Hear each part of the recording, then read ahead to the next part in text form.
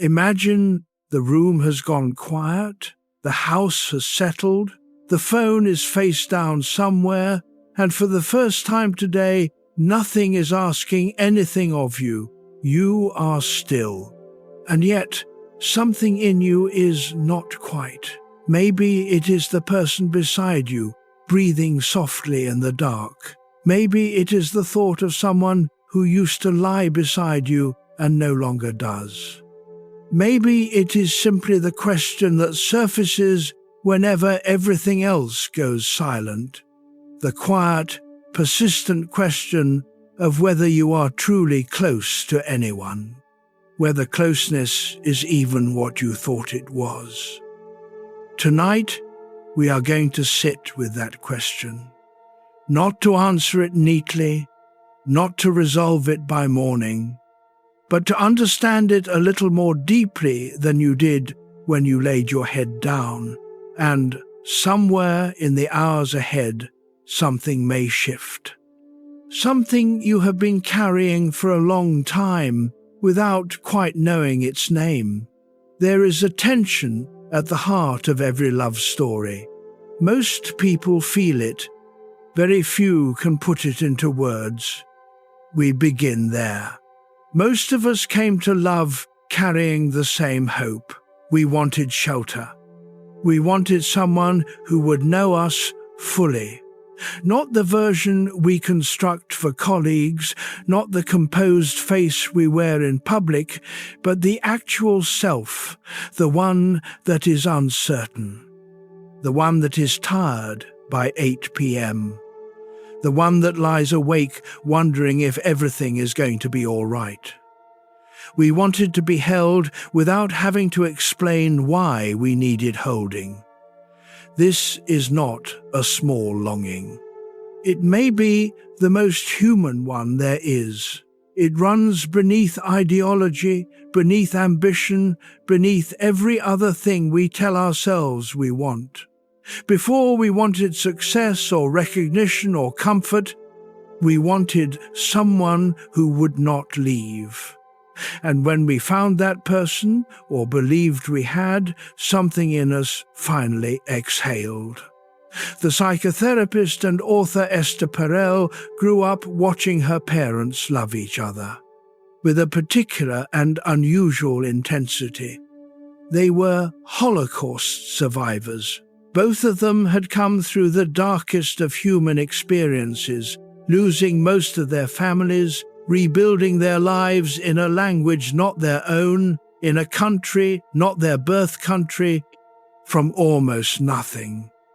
And yet they remained, even decades later, remarkably alive to each other. They danced. They argued with passion. They laughed at things only they understood.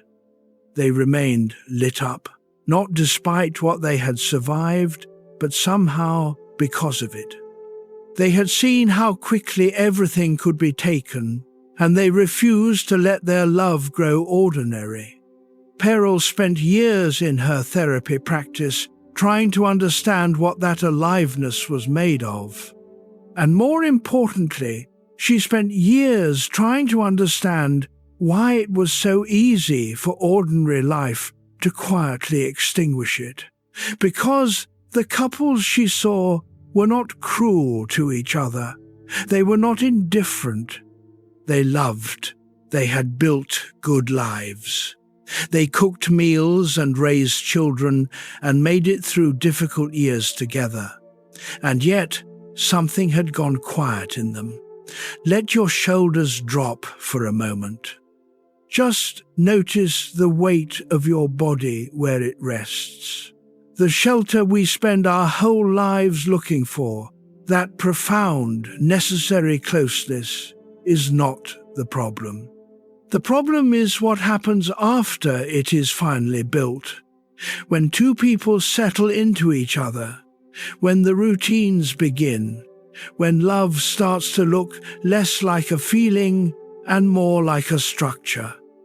The shared calendar, the grocery run, the deep, wordless understanding of each other's moods, before they are even expressed.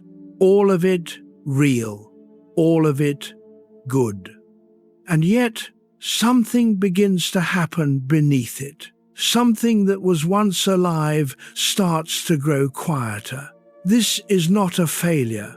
It is the most natural thing in the world. Every system seeks stability. The body, the family, the bond between two people. Once a relationship becomes truly secure, it naturally tends toward predictability, toward the known, toward a kind of settling, and there is genuine beauty in that settling. The cup waiting in the morning, the hand that finds yours in the dark without reaching, the comfort of being understood before you have finished your sentence. But stability and aliveness are not the same thing. And this, the gap between them, is the tension that Perel placed at the center of her work. A tension built not from failure or neglect, but from the very success of love doing what love is designed to do. Love, she observed, wants to arrive, to rest, to know the other person will still be there tomorrow. But there is something love shares a home with, something it needs to remain whole, that wants the exact opposite. There are two kinds of love, not better and worse, not right and wrong. Two forces with different needs living in the same house. Most people spend their whole lives in only one of them. Tonight, we sit with both. Chapter 2, Desire Needs Air. Think of something you have truly wanted, not just preferred, not just liked, but wanted. The kind of wanting that has texture, that lives in the body as well as the mind. That pulls you forward like a current beneath still water. Desire is not a gentle feeling. Even when it is quiet, there is something urgent in it. Something that does not yet possess what it is reaching toward. Something that is, by definition, incomplete. And this is the first clue to why desire is so difficult to maintain inside a close relationship. Because everything we do when we love someone is an act of closing distance. We share the bed. We share the finances. We share the calendar, the bathroom, the stories about our day. We make ourselves known to each other piece by piece, year by year. We close the gap. And closing the gap is what love does. But desire needs the gap. This is the paradox that Perel placed at the center of her work. The very act of becoming truly close to someone, of building a life together, of loving deeply, can be the very act that drains the erotic charge from the relationship.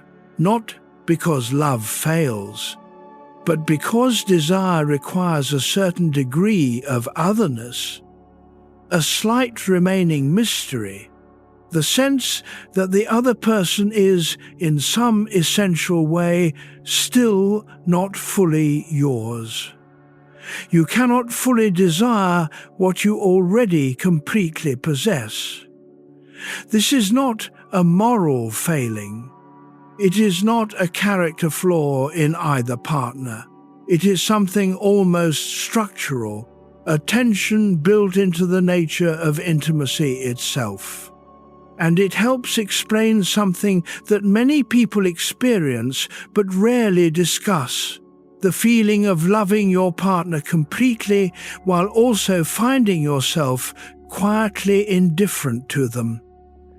Comfortable, grateful, safe, and somehow without spark. Notice the air moving in and out. Right now, you do not have to do anything with it. Just let it happen. There is an image Perel uses to capture this dynamic. She speaks of fire. Fire needs oxygen, a breath, a gap, a space to draw from. You cannot sustain a flame by pressing more wood against it. At some point, the closeness itself becomes suffocation. The fire, starved of air, simply goes out. Not from lack of fuel, from lack of space. And here is the small detail that changes the way we see everything. In new relationships, desire is abundant because mystery is abundant. We do not know this person yet. We cannot predict them. They exist slightly beyond the reach of our understanding. And the unknown, even when it is exciting, even when it is a little frightening, is inherently compelling. It invites, it draws us forward. Over years, that mystery narrows. Not because the person becomes less interesting, not because they have changed in ways we cannot value, but because we stop looking at them as someone who might still surprise us. We have them filed, categorized, sorted into the folder of the known. We have replaced the actual person with our idea of the person, and ideas do not desire each other. Only people do. Consider a couple who have been together for 18 years. They are not unhappy. They are good to each other. They share friends, memories, a comfortable rhythm. On weekday evenings, they sit across from each other at dinner, speaking about logistics, the calendar, the car, what needs to happen next week. And the conversation ends before dessert. On the couch afterward, they face different screens. The silence between them is not angry. It is not even sad. It is simply hollow. They love each other. If asked, they would say so without hesitation.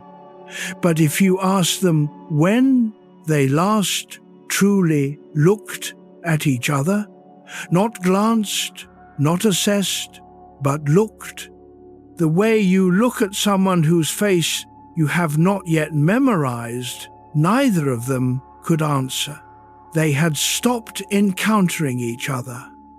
Not because they stopped caring, but because encounter requires a kind of distance, a slight remove, a willingness to meet the other person as someone who is, in some essential way, not an extension of yourself. In 18 years of closeness, they had collapsed that distance entirely. And here is what lives in that collapsed space. Desire, in Perel's understanding, is not primarily about bodies or even about romance. It is about aliveness, about being in the presence of something that exceeds your current map of the world, something that makes you feel, even briefly, that life is larger than your habits have suggested. Children understand this instinctively. They are drawn toward novelty and mystery and the edge of the known. They run toward whatever has not been named yet. Adults tend to run the other direction, toward the familiar, toward the safe, toward the already understood.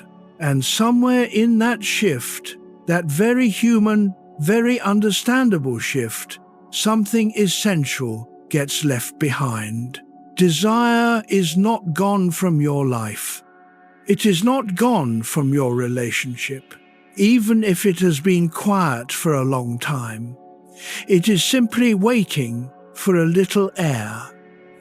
Let the next breath be slower. Let that idea settle before we move forward. Because once we understand what desire actually needs, the next question becomes a little braver. Not, how do we go back to what we were? But, what would it mean to let it breathe again, right here, in the life we have already built? Chapter 3, Attachment and Eros. There is a word that psychologists use for what we feel toward the people who make us feel safe. Attachment.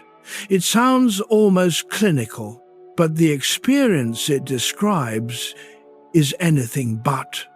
It is the feeling of safety in the presence of a specific person. The loosening of vigilance. The quiet permission to be more fully yourself than you can be almost anywhere else. Attachment is the foundation of love. Without it, intimacy is only performance.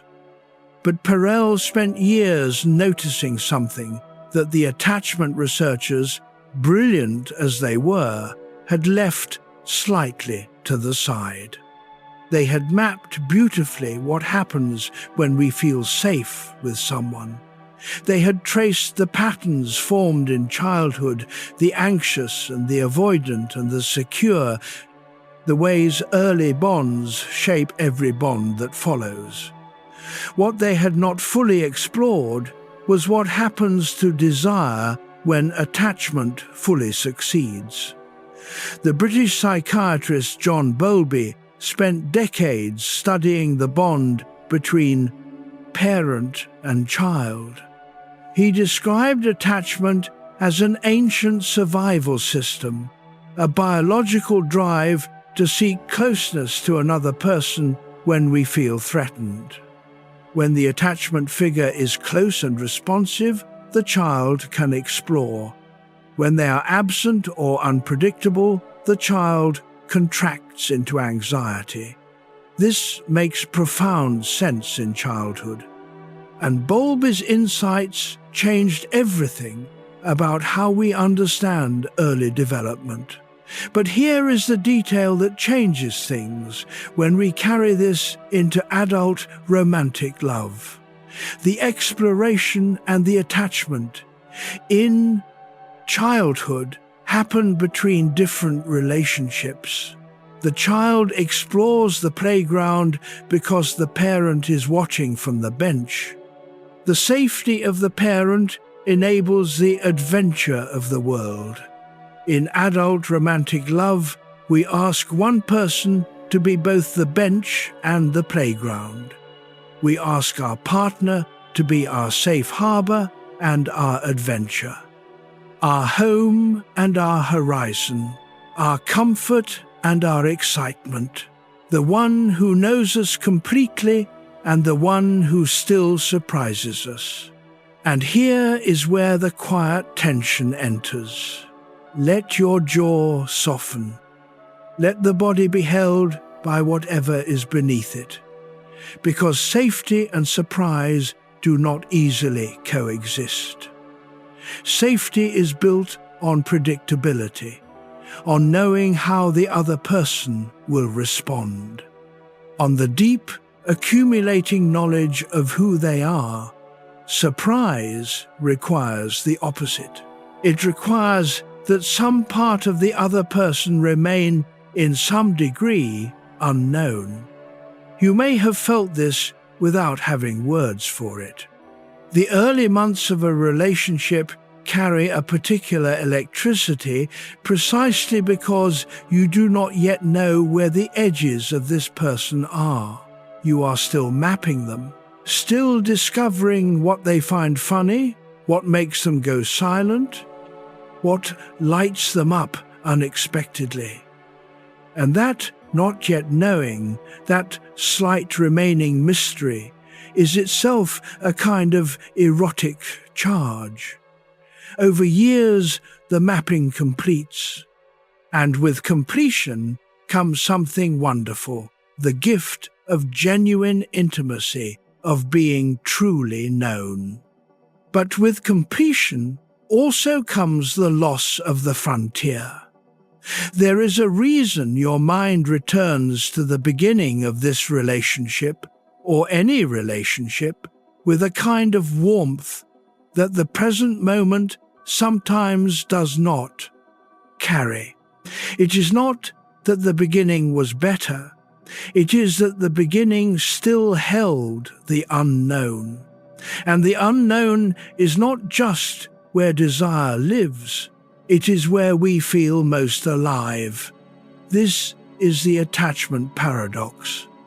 The very thing we build toward, the deep, secure bond, can, without care, quietly close the door to something equally necessary. But here is what needs to be understood. And this is the insight that Perel built her work upon. The answer is not to dismantle the attachment, not to introduce instability as a strategy, not to manufacture uncertainty for its own sake. The answer is something more subtle.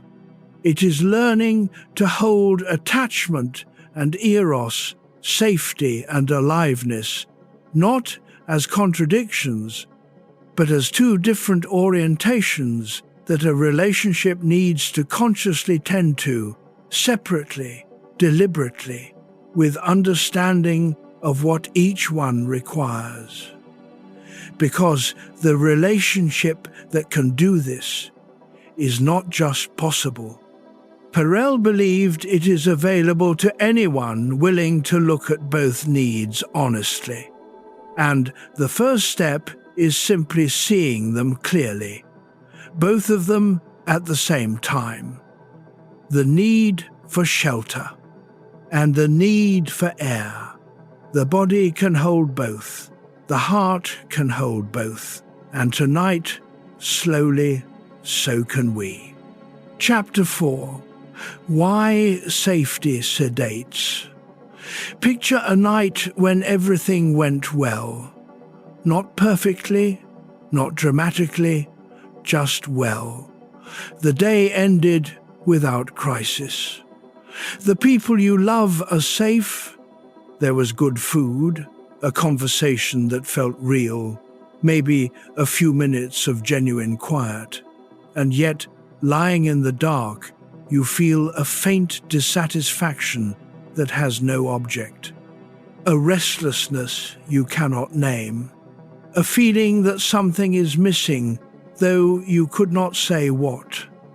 This is a particular kind of confusion, because we are trained to believe that happiness is the natural result of safety. That if the threats are managed, if the relationships are stable, if the life is organized and reasonably comfortable, contentment should follow. Sometimes it does, but sometimes, inside all that safety, something goes flat. This is what Perel noticed in her consulting room, again and again. People who had done everything right, built the good marriage, raised the children, stayed faithful, remained kind. And who would sit across from her and say, with equal parts guilt and confusion, "I have everything. Why do I feel nothing?" Safety sedates. This is not a criticism. It is almost a physiological fact. The nervous system is designed to reduce its vigilance once threats have been neutralized. When we no longer have to scan for danger, we relax into the background hum of the ordinary. The colors quiet, the textures soften. The slight tension that makes us lean forward into life, toward a person, toward an experience, toward the unknown, loosens. And without that tension, desire has nowhere to stand. Let your shoulders drop. Just feel the weight of this for a moment. There is a scene that stays with you from studies of long-term relationships. Two people who have been together for many years asked to rate their feelings about their partner. They rate high on love, high on trust, high on comfort, and low, sometimes very low, on desire, on excitement, on the feeling that this person could still surprise them. They are not lying. They are not performing contentment. The love is real, but the love has become, without either of them choosing it, a kind of habit. And habits are the opposite of desire. A habit is something the nervous system has automated, something the brain has moved from the deliberate processing of the prefrontal cortex, where attention and choice live, to the deeper automatic structures where things just happen without notice. Brushing teeth, the drive to work, the kiss at the door. When love becomes a habit, it does not disappear, but it moves below the threshold of consciousness. It becomes something you do without quite experiencing it, and you cannot desire what you are no longer truly experiencing. Think of the first time you drove a new route. You noticed everything: the turns, the landmarks, the timing of the lights. 6 months later, you can arrive without remembering the drive at all. The route has become unconscious. The same process happens in intimate relationships.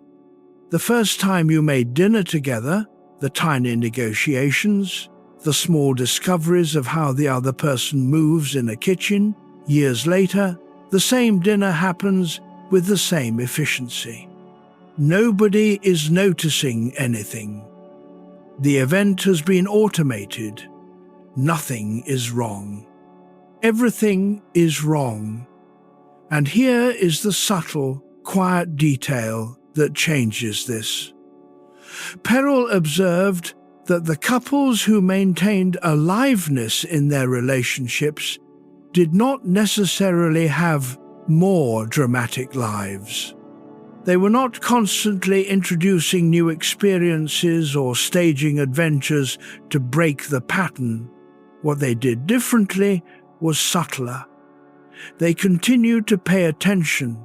They retained a certain looking at quality toward each other, a willingness to encounter the other person as though they might still reveal something, to let the familiar face carry, now and then, the possibility of surprise.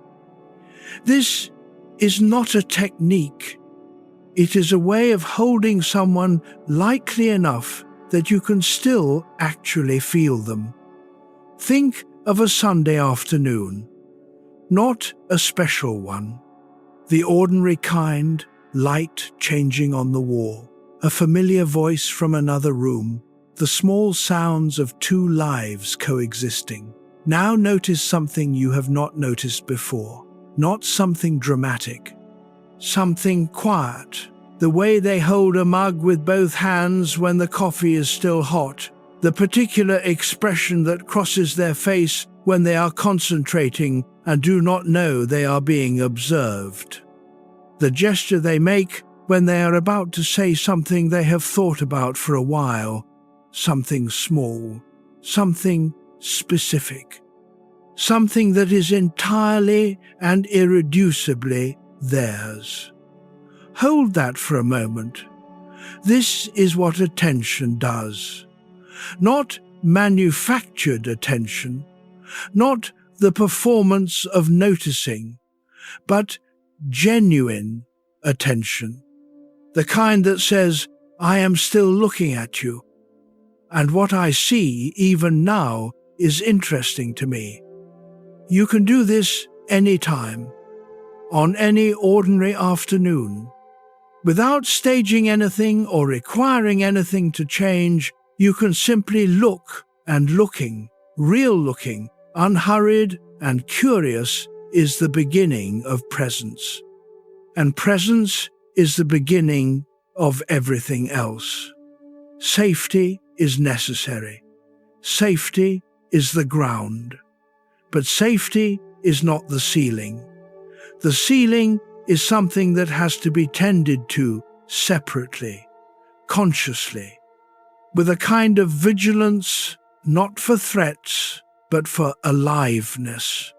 And the first step in that tending always is simply noticing that the aliveness has gone quiet. You noticed. That is why you are here. And noticing is not nothing. Noticing is, in fact, where everything begins. Chapter 5. The Anxiety of Closeness. Here is something that will sound strange at first. For many people, the closer they get to someone they love, the more anxious they become.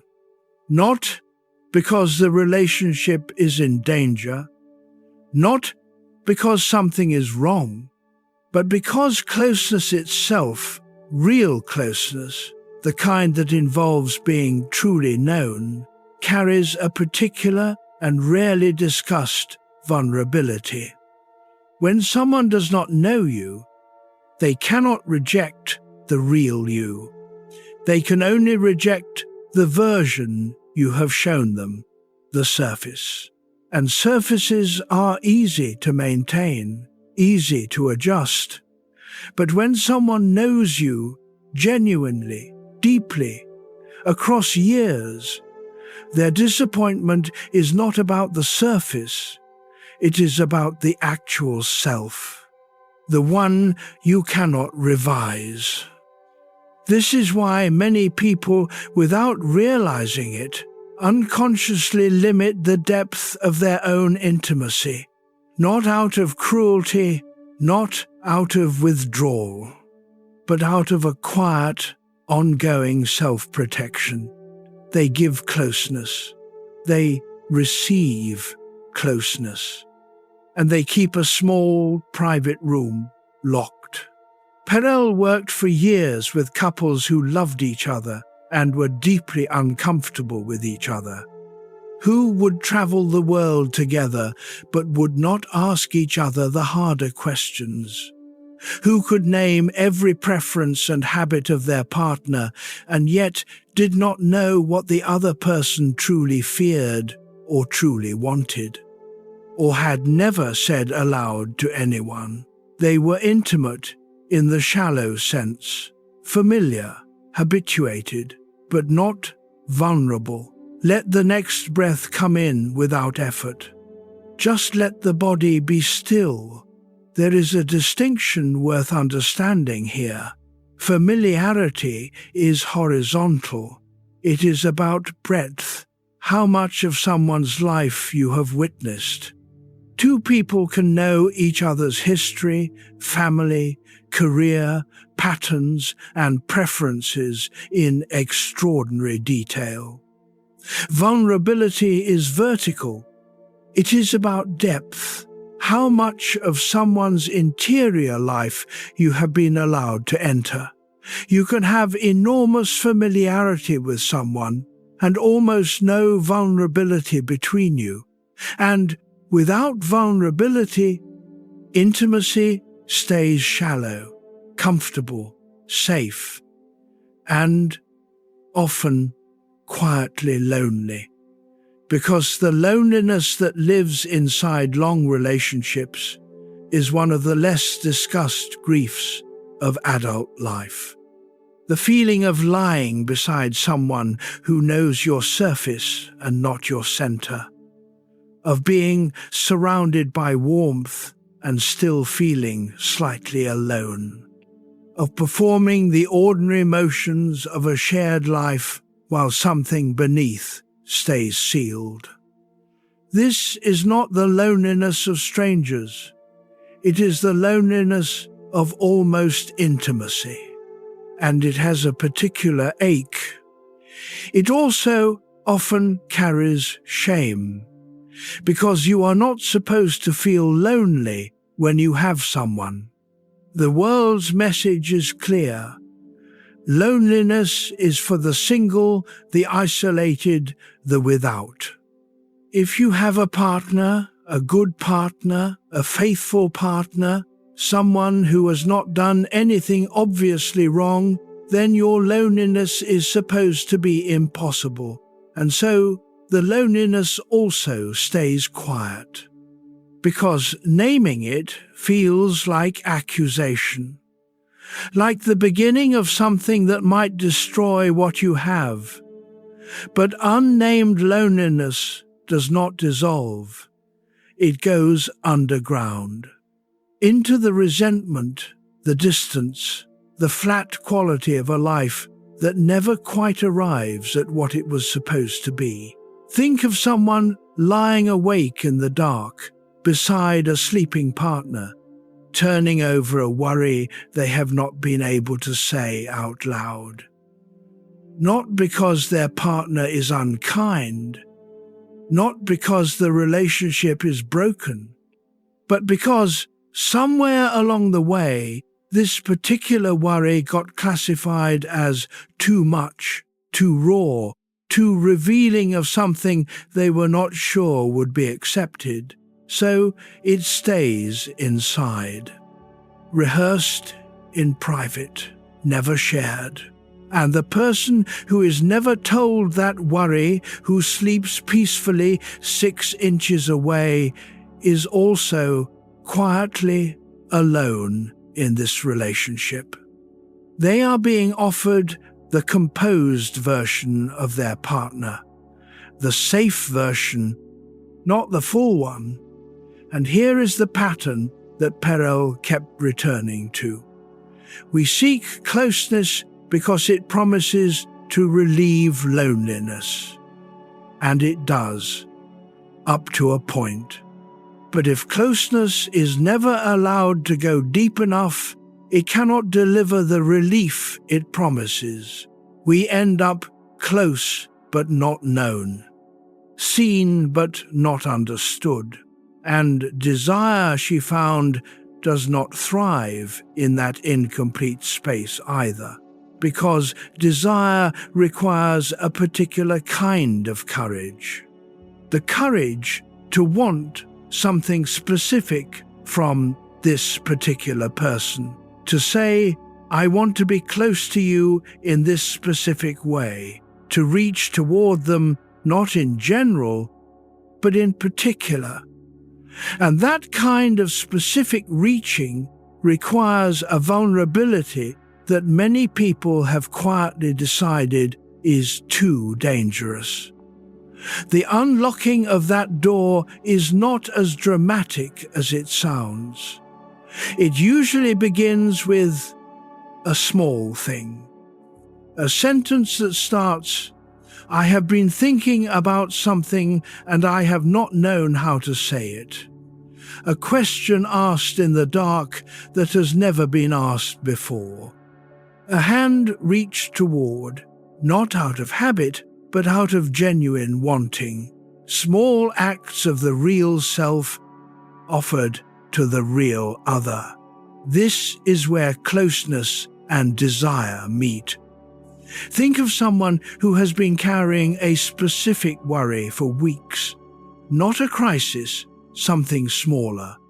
An insecurity about a friendship that has cooled, or a fear about where the years are going, or something they did that they cannot quite reconcile with who they believe themselves to be. They have managed it privately, because bringing it forward feels like imposition, like proving that they are less composed than they appear, like offering something messy to a relationship that currently runs smoothly, and then one evening they say it, quietly, without fanfare. Just, I have been thinking about something. It may not make sense, but I wanted you to know.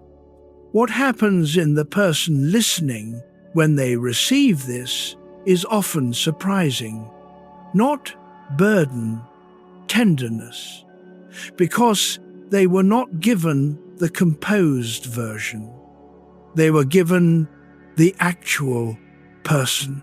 And the actual person, uncertain, honest, vulnerable in a real way rather than a managed way, is someone they can genuinely respond to, someone they can genuinely love. This is where closeness and desire meet. Not in the performance of closeness, not in the management of the relationship from a safe distance, but in the small, brave, specific act of being real. And this is where sometimes something long, quiet begins to stir. Chapter 6: Intimacy without mystery. There is a particular kind of Saturday afternoon that captures something important about long relationships. You know the afternoon. The house is quiet. The to-do list has been partially addressed and partially abandoned. One person is on the couch reading, the other is somewhere else in the house. Neither is unhappy. But if you sat in the corner of that room and watched carefully, you would notice something. Neither person is curious about the other. Not unkindly, not deliberately. There is simply no sense that the other person might be holding something interesting, something unknown, something worth a question. They have arrived together at the flat comfort of the completely familiar. And the completely familiar, however warm, however real, is the natural enemy of desire. The French philosopher Michel de Montaigne wrote in the late 1500s about solitude and self-knowledge with an honesty that was unusual for his time. He had retired from public life to a stone tower and spent years examining his own inner workings with tireless curiosity. He wrote about his fears, his contradictions, his shifting moods, his confusions about love and desire. What is striking is not the depth of his self-examination, though it is deep. What is striking is that even in his most intimate moments of self-disclosure, in his essays, his journals, his reflections, he retained a sense of mystery about himself. He was genuinely curious about who he was. He had not decided that he already knew. This is rarer than it sounds. Most adults reach a point, sometime in their middle decades, where they have largely stopped being curious about themselves. They have a story they tell about who they are, and they mostly inhabit that story without examining it. And if a person has stopped being curious about themselves, they are almost certainly not curious about their partner either. Let the body be heavy. Just rest. Perel found that the couples who maintained a living intimacy had something in common. It was not extraordinary compatibility or unusual chemistry. It was a continued willingness to be curious, not to perform curiosity, to actually wonder, to encounter the partner as someone who might still have something uncharted in them, to ask questions not out of obligation, but out of genuine interest in what the answer might be. She would ask couples in her practice a simple question: when do you find your partner most attractive? The answers were almost never about physical appearance. They were about moments of watching.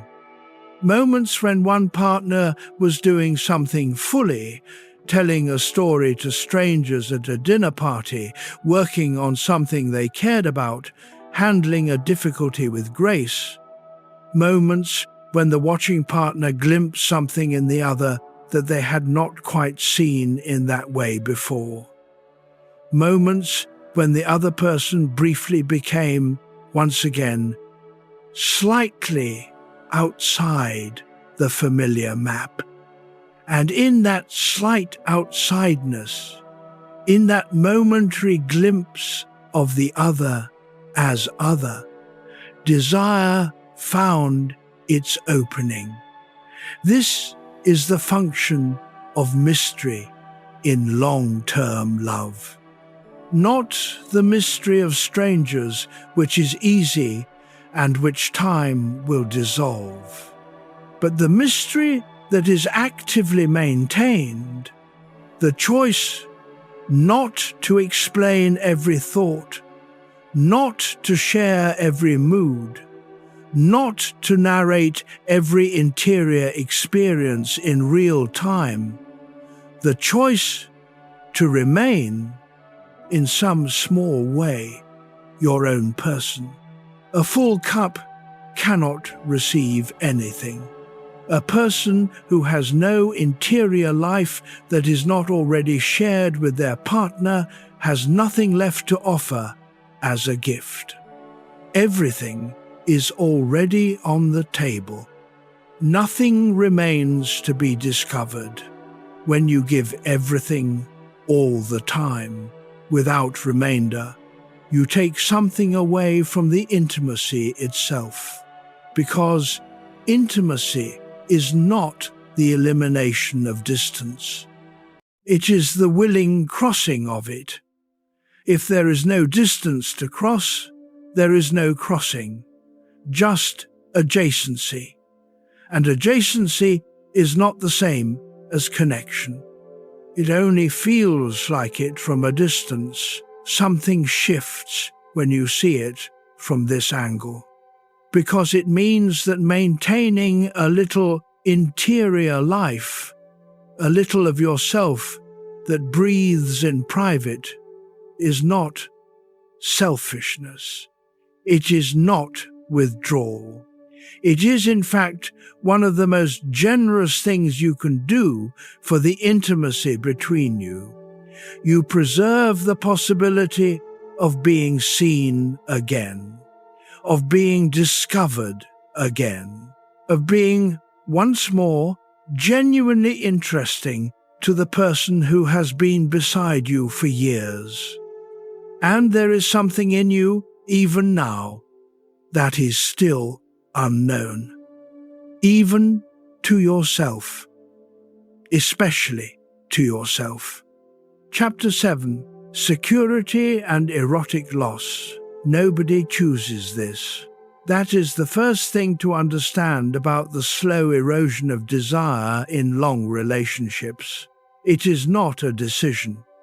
Nobody sits down and consciously decides to stop finding their partner interesting.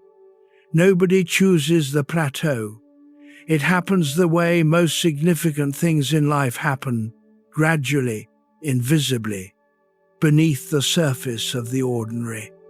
And one morning you wake up in a life that looks exactly like what you planned, and something that was once vivid has gone grey, and you cannot quite trace the path back to when it changed. This is the loss that Perel's work kept circling. Not the loss of love. Love often remains. Not the loss of care. Care often deepens over time. But the loss of the erotic thread that once ran through everything. The particular aliveness that once existed between two bodies in the same room. And because this loss has no dramatic cause, no identifiable moment, no villain, it is one of the hardest to grieve. You cannot be angry at the relationship. You cannot be angry at your partner. You cannot even be angry at yourself. You both did everything right, the thing just quietly left. Let your hands open. Just let them rest open at your sides. There is a feeling that many people in long-term relationships recognize. It arrives on ordinary evenings, a Tuesday maybe, nothing special happening. You look across the room at the person you have built your life with, and you think something close to, "I love you." And then, almost immediately, "I do not want you." Both thoughts are true. Both occupy the same moment. And the gap between them is so strange, so confusing, that most people cannot bring themselves to say it out loud. It sounds like criticism, like complaint, like the beginning of an ending. But Perel would say it is the beginning of something else entirely. It is the beginning of an honest conversation that most couples are too afraid to have, because the truth is, desire does not vanish because something went wrong. It recedes because nobody tended to it. And here is the small detail that most people overlook. Desire has different needs from love, different conditions, different rhythms. And if we treat desire the way we treat love, by being closer, more attentive, more present, more merged, we will find that we are feeding love while starving desire. The very medicine makes the illness worse. Consider what typically happens when couples notice the erotic thread thinning. They try to reconnect. They plan dates. They try to recreate the conditions of the early relationship. And sometimes it works, briefly, but often there is a forced quality to it, a performance. A trying too hard that itself becomes a kind of obstacle. Because desire cannot be forced any more than sleep can be forced. The harder you reach for it, the further it retreats. What it needs is not effort. What it needs is space.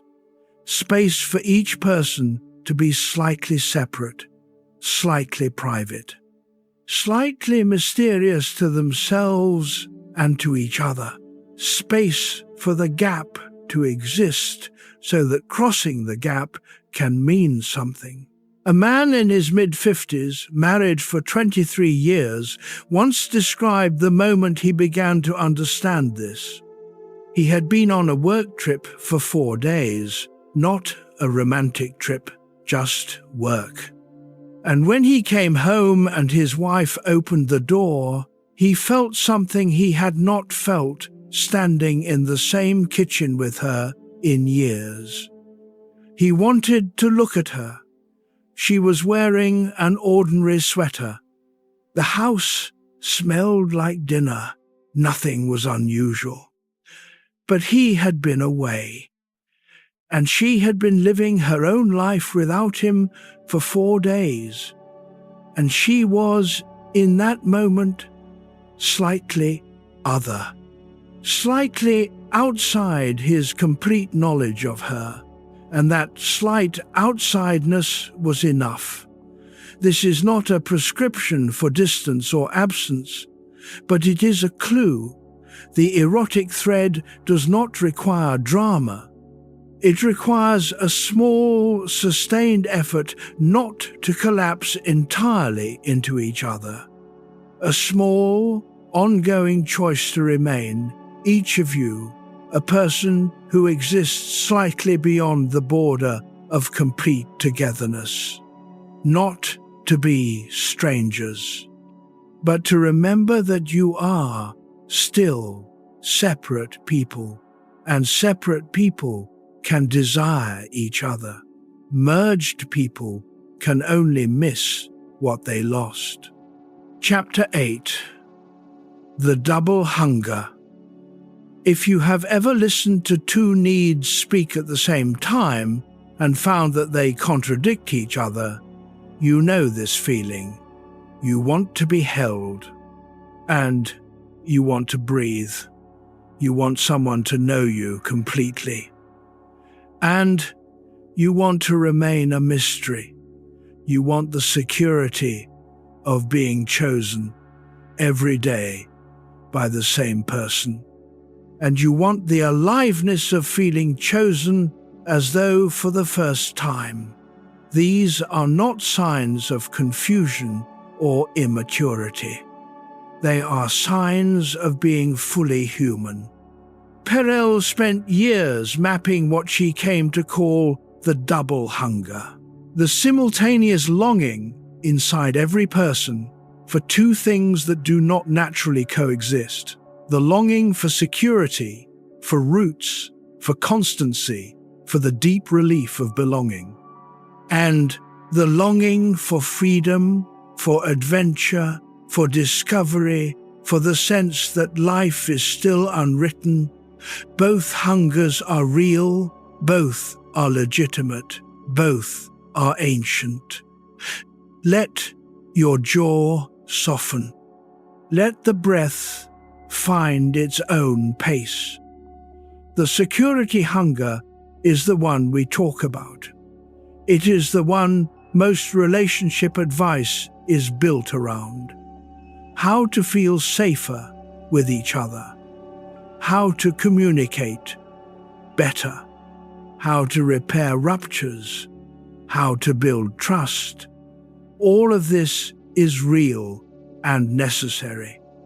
Without security, no lasting intimacy is possible. But the freedom hunger often gets left out of the conversation. Or worse, it gets treated as a problem to be solved, a restlessness to be managed, an inappropriate desire that should be outgrown. Perel refused to see it that way. The freedom hunger, she argued, is not the enemy of love. It is part of what makes a person fully alive. And a fully alive person is, ultimately, the most interesting partner you can have.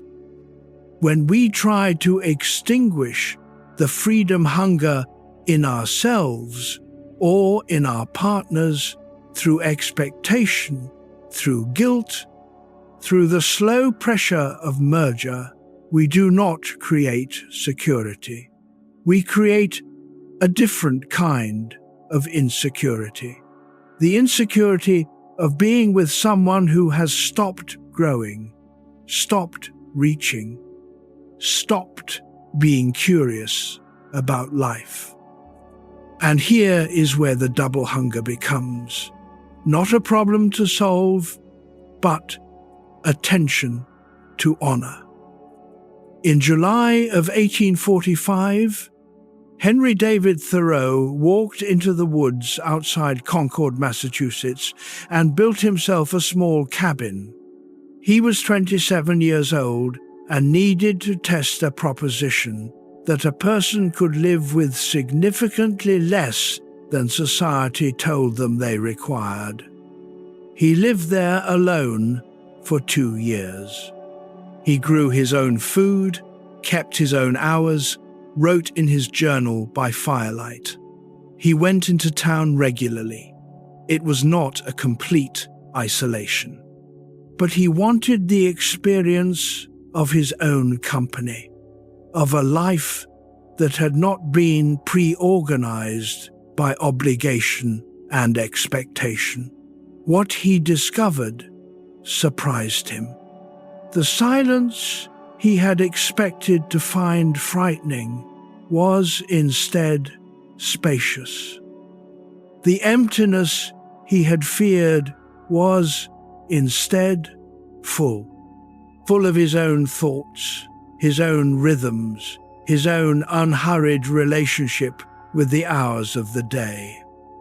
He wrote about it as an encounter with freedom, but not the freedom of having no attachments. The freedom that comes from knowing your own center well enough that you can return to it when the world pulls you outward. And this, the knowing of one's own center, is what makes it possible to be fully present in a relationship without losing yourself inside it. The freedom hunger and the security hunger are not solved by choosing between the cabin and the relationship. They are honored by knowing who you are clearly enough that closeness does not dissolve you, that you can be in the woods and return, that you can be in love and still be yourself. The Japanese have a concept sometimes translated as ma, the meaningful pause, the space between notes in music, between strokes in calligraphy, between the question and the answer, not absence, but the fertile space that gives form to what surrounds it, a relationship that leaves no space between two people has no ma. Everything is pressed together. Nothing can breathe, and what cannot breathe cannot grow. If your mind has been drifting, come back gently. The next part is worth being present for. Think of two trees growing in a forest. If they grow too close together, their branches tangle, their roots compete. Each one, trying to be near the other, begins to crowd the other's growth. The forest gardener, who understands trees, does not press them together. They ensure that each tree has sufficient light, sufficient room for its own canopy, and then the trees grow side by side into something neither could become alone. This is the image Perel returns to. Not two people fused into one. Not two isolated people living parallel lives, but two people, distinct and rooted, choosing to grow toward the same light. The double hunger is not solved by choosing one hunger over the other, not by prioritizing security at the expense of aliveness or freedom at the expense of commitment. It is honored by understanding that both are real, both are ongoing, both require tending, and that the relationship which can hold both, not perfectly, not without tension, is the one most likely to remain a living thing, not a monument, not a contract, a living thing, alive to change, alive to surprise, alive to the two people inside it who are still, even after all this time, growing. Chapter 9. When Care Becomes Control. Here is something Perel observed that is difficult to say and important to hear. Love can become a cage, not through cruelty, not through intention, often through the most sincere and careful acts of caring. When we love someone deeply, we want to protect them. This is natural. It is one of the most beautiful impulses in human experience. We track their moods. We anticipate their needs. We manage the things that might disturb them. We hover gently at the edge of their experience, ready. And in the early stages of love, this attentiveness is felt as gift, as devotion, as proof of being seen and valued. But over time, over years, something shifts. The tracking can start to feel like surveillance. The anticipating can start to feel like preemption. The managing and hovering, however lovingly intended, can begin to contract the space around the other person. The person being protected starts to feel not safeguarded, but contained. And a person who feels contained does not feel desire. They feel watched. Let the weight of your body be fully held by whatever is beneath you. There is nothing to do right now. There is a man who comes to mind. He was in his early 60s, married for 30 years. By most measures, a devoted and attentive husband. He called his wife 3 or 4 times each workday. He worried about her health, her stress levels, her friendships. He organized their social life carefully, managing commitments that might tire her. He was always thinking about her, and she felt, she finally told him, as though she could not breathe. Not because he was unkind, because he was so present, so vigilant, so perpetually attentive that she had no room to experience anything, even herself, without him already being there, interpreting, managing, responding. She said, "You care about me so much that there is no space left for me to simply be." He had not understood that care, taken too far, can eliminate the space that another person needs to feel themselves as a separate individual. And without that sense of separateness, desire disappears, because desire is not directed toward what we possess.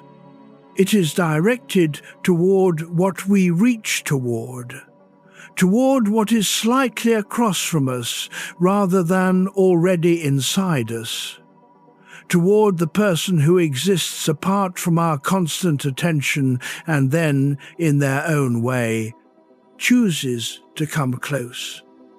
When care removes the distance entirely, when it becomes a constant, attentive presence that leaves no moment unclaimed, the other person has nowhere to stand from which they could choose to come. Close, they are already there, always, by management. There is a particular kind of kindness that asks without words, "Do not have needs or difficulties that I cannot solve." A particular kind of attentiveness that communicates, "I need you to be all right, because your difficulty frightens me." This is not cruelty. It is anxiety wearing the costume of care. And the person on the receiving end feels both touched and trapped. Touched because the care is real. Trapped because the care has conditions, even if those conditions are never spoken. Even if the person offering the care does not know they have placed conditions at all, the release from this trap begins with a small and difficult understanding that loving someone does not mean being continuously present to their experience. It means trusting their experience enough to let it be theirs. It means allowing your partner to feel their own feelings without immediately rescuing them, to navigate their own difficulties without you managing from the edge, to be, at times, across the room from you, living their life in their own way, and to know that when they look up, you are still there, not hovering, just there. This kind of trust is not easy. It requires the belief that the other person can handle their own life. that you do not need to intercept experience before it arrives. It also requires something that the overly caring person may find surprisingly difficult. It requires tolerating their own anxiety, because the vigilance, the tracking, the monitoring, the perpetual attentiveness is not only about the other person, it is also about the anxious self. The self that cannot rest unless it knows things are all right. That cannot step back unless it has first confirmed that there is nothing to step forward about. The hovering is, in part, a self-soothing mechanism, and giving it up means sitting with the discomfort of not knowing, of letting the other person's experience be their own without your immediate knowledge of how it is going. This is a real and uncomfortable thing to practice. But the person on the other side of that practice, the partner who suddenly has room to breathe, who finds that their difficulty is allowed to be their own, who is being trusted rather than monitored, feels something change. They feel seen in a new way, not as someone who needs management, as someone who is capable. And feeling capable, feeling trusted with your own life, is one of the conditions in which genuine desire becomes possible again, because desire reaches toward someone we respect, and it is very difficult to fully respect someone who does not at some level respect us enough to let us handle our own experience. But it creates something vital, space, room, the air that both love and desire require to stay alive. Chapter 10. The Burden of Transparency. In the 1660s, the French mathematician and philosopher Blaise Pascal was living in a monastery near Paris, profoundly ill, spending long hours alone in a small, cold room. He could have been in any salon in France. He was one of the most celebrated minds of his era. And yet, he chose the room. The quiet, the particular kind of self-examination that only solitude makes possible. He wrote in one of his fragments something that has become one of the most quoted and least understood observations in Western philosophy. He wrote that all of humanity's problems stem from our inability to sit quietly alone in a room. He did not mean that we should withdraw from relationships. He meant something subtler. He meant that most of us fill our lives and our relationships with noise because we cannot bear what we find in the silence. Because the interior life, left without distraction, confronts us with things we would rather not see: our fears, our contradictions, the parts of ourselves that do not fit the story we tell about who we are. So we talk, we share, we narrate. And in long relationships, we often narrate everything. Let the breath come in slowly. Let the body be still. There is a modern intimacy habit that Perel identified as one of the quieter destroyers of desire between two people: constant transparency. We live in an era that treats sharing as virtue. The more we share, the more honest we are. The more honest we are, the more intimate we are. Intimacy, in this framework, is essentially the elimination of privacy. And so couples share everything. Every mood as it arrives, every worry as it forms, every minor irritation, every passing thought, every emotional weather report from inside the self. They report themselves to each other continuously. Like weather stations, like colleagues on a project, keeping each other updated. And in this flood of constant sharing, something essential is lost, the inner life, because the inner life requires some silence in which to develop. It requires a space where a thought can form, be held, be examined privately before being offered to another person, where a feeling can be felt fully before it is explained. When we narrate everything in real time, when every emotional flicker is immediately transmitted, the inner life cannot develop. It is always in transit, always being delivered. It never quite arrives anywhere. And a person with no interior life has no depths to be curious about. They are always and completely available, completely known, completely present, which sounds like intimacy, but is often its exhaustion.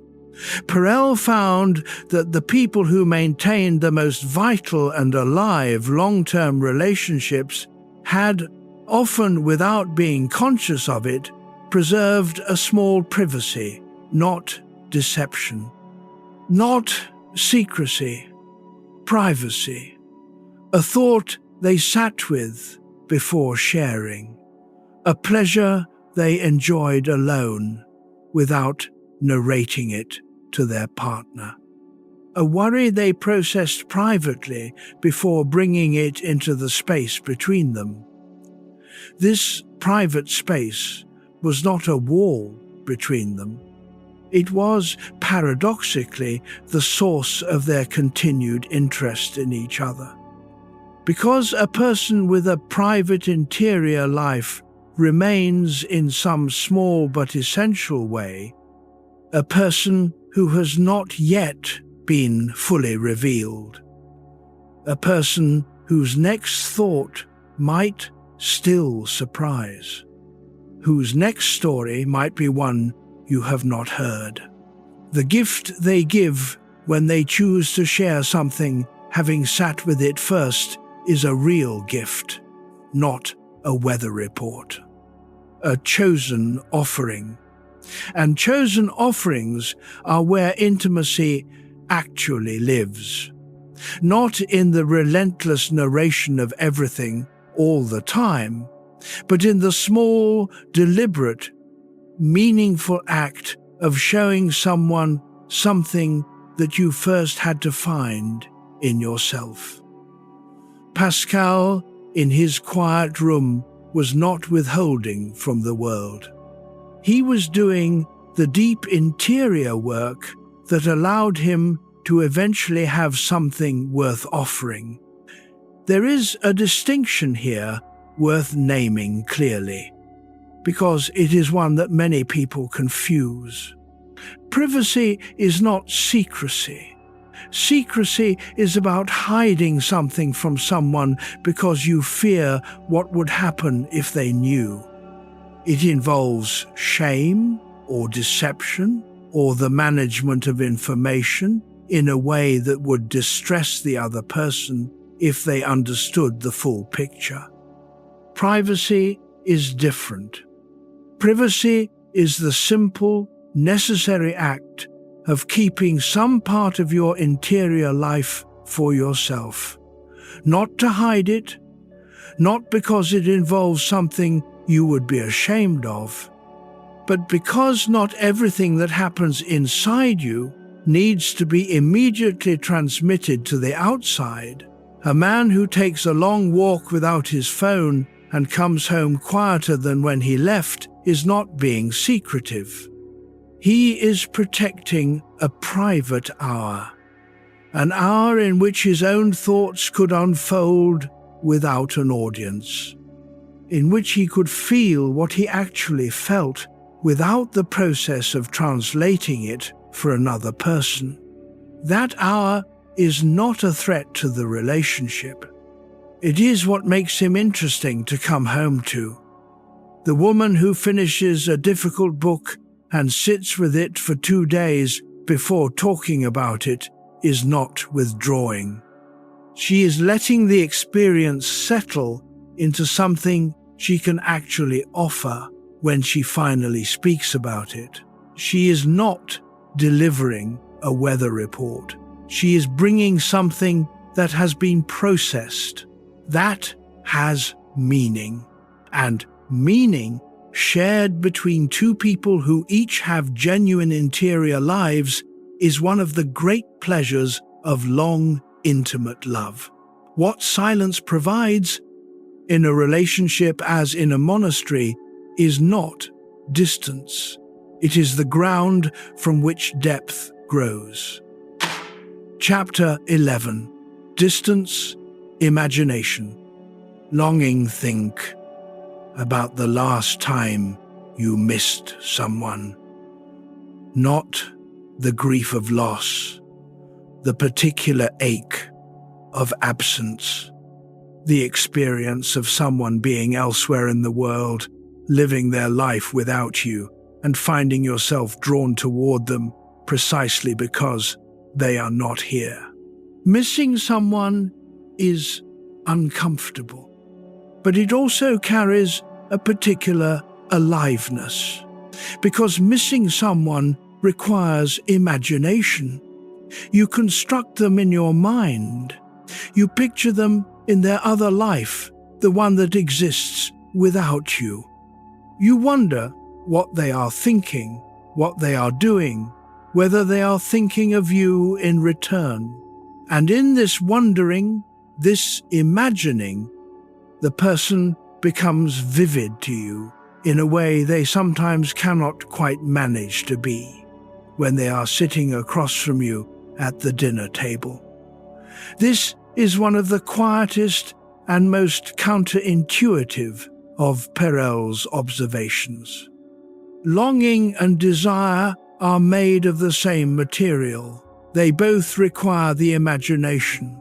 They both require a gap, an actual or felt distance between where you are and where the other person is.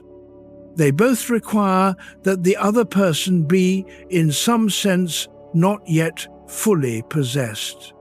You cannot long for what you already have. You can only appreciate it or take it for granted.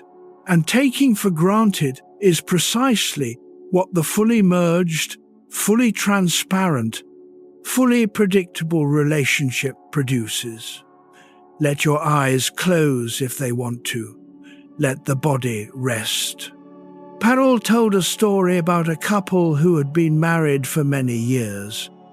The wife had begun going to a pottery class every Tuesday evening. Not a dramatic change, just a few hours each week that were hers alone. And something unexpected happened. When she returned from the class, her husband found himself genuinely interested in her, in how the evening had gone, in what she had made, in what it was like to be somewhere he had not been, learning something he did not know. She had become, for a few hours each week, slightly other to him. And, in her slight otherness, something that had been quiet between them began to stir. This is the function of distance in a long relationship. Not the distance of estrangement, not the distance of conflict or withdrawal, but the small, ordinary distance of two people, each having a life that is their own. The husband who watches his wife across the room, absorbed in something, a book, a phone call, a piece of work, and feels a small catch of something that resembles the early feeling of attraction. That catch is not nostalgia. It is recognition. The recognition that she is still someone. Not just a wife, not just a partner in the project of their shared life, but a person with an inner world, with things happening in her that he is not automatically privy to. And that person, the one he cannot entirely see, is the one he desires.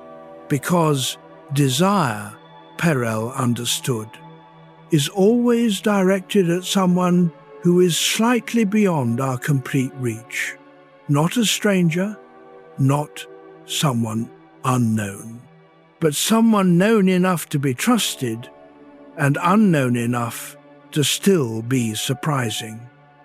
This is what makes the distance between two people not a problem to solve, but a resource to tend. A resource that, in long relationships, often gets quietly eliminated in the name of closeness. Think of what you do not know about your partner right now. Not the deep biographical facts, the texture of what they are feeling this week. What thought is circling in them at 2 a.m.? What they would do if they had a week entirely to themselves. Do you know? Have you asked? Or have you perhaps stopped asking because you believed you already knew the answer? The imagination is not just a faculty for fantasy, it is the engine of desire. It is what makes the other person vivid to us, present to us, real to us, in a way that close proximity, paradoxically, sometimes cannot. There is a kind of looking that long relationships sometimes lose, and that is worth consciously recovering. Not the looking of assessment, checking whether everything is all right, monitoring the mood, evaluating the state of things, but the looking of genuine interest, of curiosity, of wanting to know something about this person that you do not already know. It is the difference between looking at the weather and looking at the sky.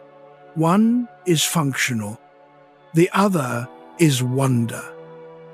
And it is wonder, small and ordinary and mostly unremarkable, that keeps desire from calcifying into mere familiarity. The question, "How was your day?" asked out of genuine curiosity, not social obligation, not data collection for the shared household, is a small act of this kind of wonder. A signal that says, "I am still interested in the texture of your life, in what it is like to be you, today, in this specific week of the specific year we are living through." And the person who receives that question, who feels the genuine interest beneath it rather than the automated politeness, tends to answer differently than they would otherwise, more honestly, more specifically, more like themselves. And in that more like themselves, something returns. The slight otherness, the sense that this person is still in process, still becoming, still, in some small and important way, someone you have not yet finished knowing. Longing is not absence of love. It is love reaching, and it can reach even across a room, even after 20 years. Even on a Tuesday evening when she comes back from pottery class, and you find yourself genuinely wondering what she made, Chapter 12. Domesticity and Restlessness. There is a particular kind of restlessness that comes from a settled life.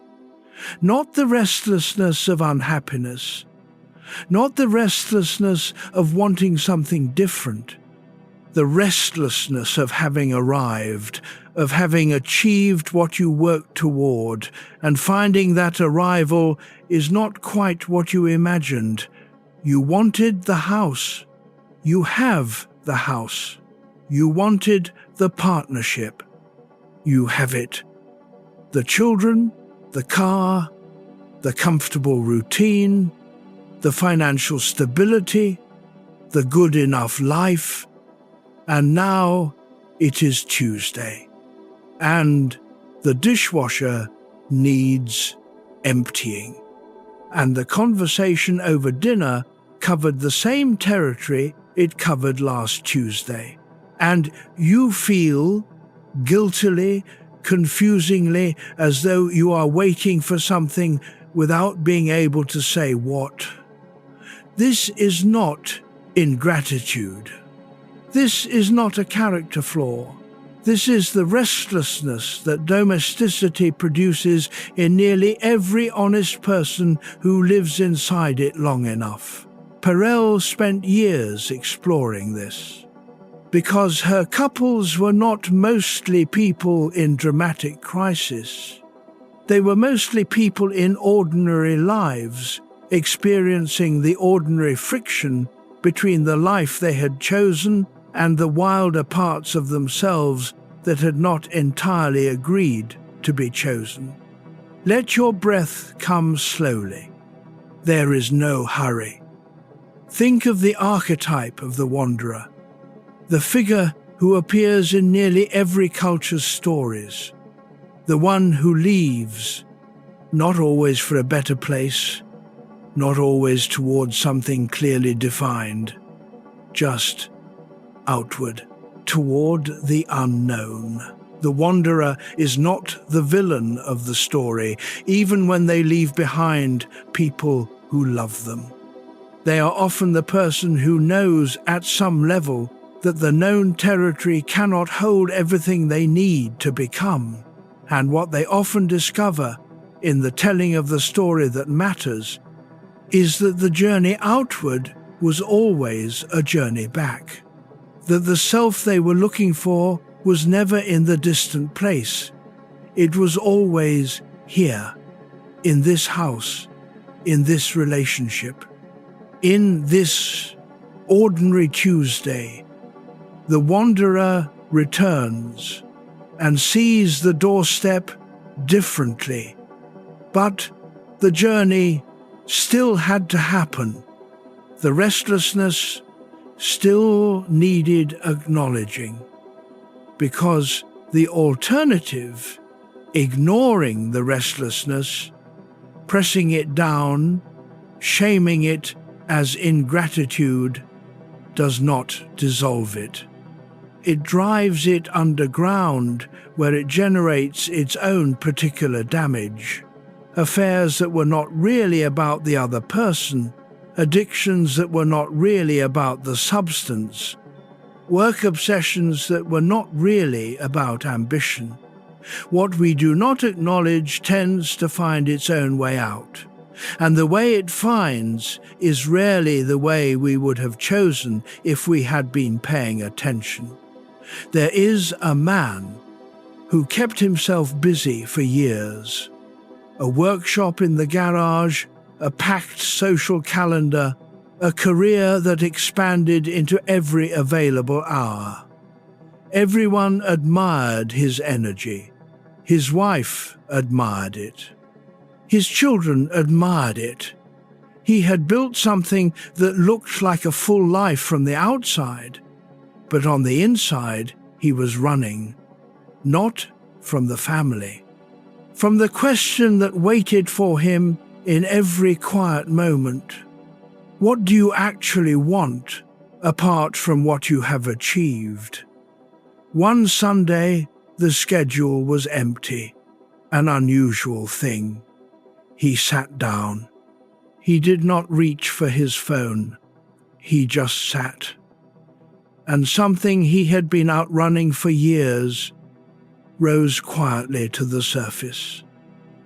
Not a crisis, a grief. The grief of a version of himself that had been set aside when the building began. A younger version, less certain but more curious, who used to wonder about things that had nothing to do with productivity. He did not leave his family. He did not abandon the workshop. But he started, slowly, to let himself wonder again. And the wondering changed him, made him, in ways his wife noticed before he did, more present, more interesting, more like someone she wanted to know. The restlessness, properly tended, had become aliveness. And here is what Perel was careful to point out. The restlessness inside a settled relationship is not evidence that the relationship has failed. It is evidence that one or both people inside it are still growing, still alive, still reaching towards something beyond the known. That reaching is not a threat. It is a resource. The person who is growing, who is being allowed to grow, who brings their aliveness back into the relationship rather than seeking it only elsewhere, that person is a more interesting and more desiring partner than the person who has become entirely contained within the domestic. The question is not how to eliminate the restlessness. The question is how to let it breathe in a way that enriches the relationship rather than escaping it. How to be the kind of couple that can hold each other's wildness gently, without panic, and trust that it will return. Because the wanderer who knows they have a doorstep to come back to does not need to go as far. They can have the horizon and the home. Not alternately. Not by choosing, but together. Chapter 13, The Attachment Paradox. Here is the question at the center of everything Perel explored. Why is it that the very closeness we spend our lives building can become the very thing that kills the life inside the build? Relationship? She called this the attachment paradox. And it is worth sitting with, because it is not a simple thing. It is not a problem with a clean solution. It is a genuine tension that lives inside the structure of long-term love itself. Think of what attachment does. It creates safety. It regulates the nervous system. It allows a person to be seen and known over time, which is one of the deepest human experiences. A couple with secure attachment has something remarkable, a base from which to face the world together, to raise children, to weather difficulty, to age without complete isolation. These are not small gifts. These are, for many people, the most important gifts a life can offer. And yet, the same security that provides all of this can also, slowly and invisibly, reduce two people to a kind of comfortable stagnation. The predictability that makes the nervous system feel safe also makes the imagination feel bored.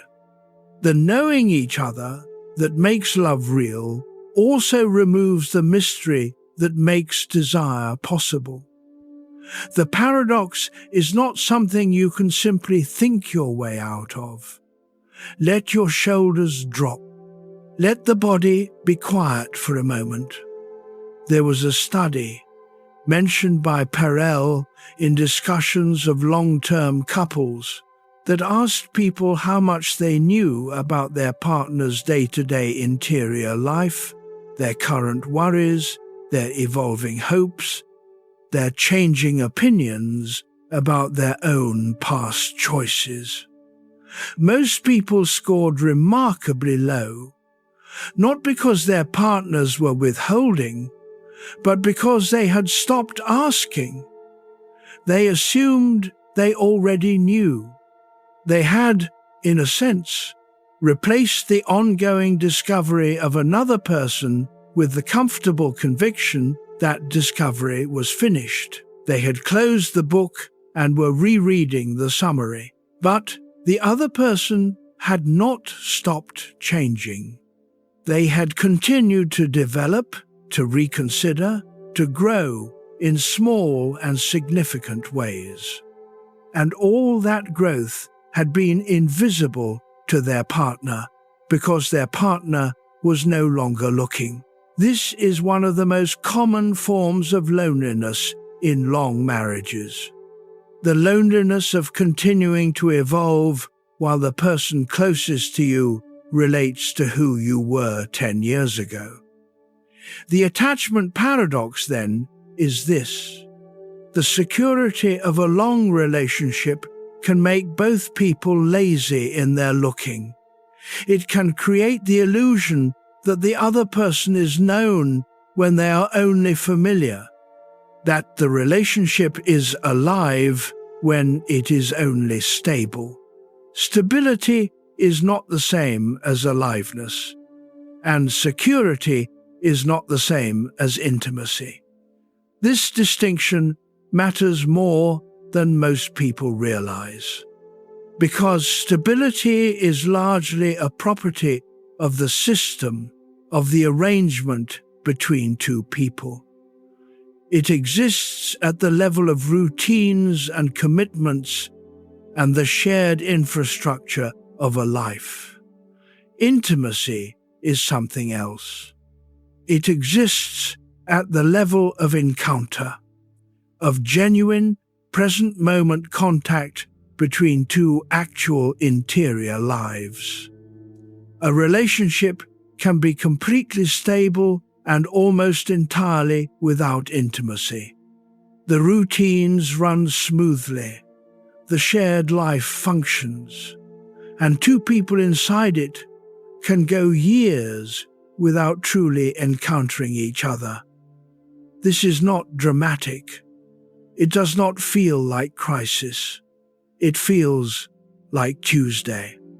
Like another Tuesday, in a long, stable, loveless, not in the big way, but slowly emptying kind of life. And here is where the paradox, carefully understood, becomes not a trap, but a doorway. Because the solution is not to undermine the attachment, not to introduce instability or distance as tactics, not to create artificial anxiety in the hope that it reignites the erotic charge. The solution, if solution is even the right word, is something simpler and harder at the same time. It is the choice to remain curious, to choose as an ongoing practice to encounter your partner as someone who is still becoming, still changing, still holding something you have not yet seen, not because they are hiding it, but because you have to choose to look. The attachment paradox cannot be resolved, but it can be lived with honestly. And living with it honestly, naming it, acknowledging the pull of both needs, choosing to tend to both, is itself a form of intimacy, a different kind, deeper, perhaps, than the first heat of early love. What the early heat had was newness, the thrill of the unmapped, the charge of not yet knowing. What long love honestly lived can have is something the early heat never could. The knowledge that you were seen at your most ordinary and chosen anyway. That the person across from you has watched you at your least impressive and remained. That their continued presence is not the result of not yet knowing you, but of knowing you truly, specifically, with all the inconvenient detail and still quietly choosing. And that kind of choosing, repeated across years without ceremony, in the ordinary dark of 10,000 ordinary evenings, is its own kind of aliveness. Not the aliveness of fire first struck, the aliveness of fire kept. The intimacy not of two people discovering each other for the first time, but of two people choosing again and again to keep discovering. Chapter 14. Why Passion Resists Duty. There is a phrase that, once you hear it, you cannot unhear. Desire does not obey. You cannot schedule it. You cannot earn it through sufficient effort. You cannot manufacture it by doing everything right.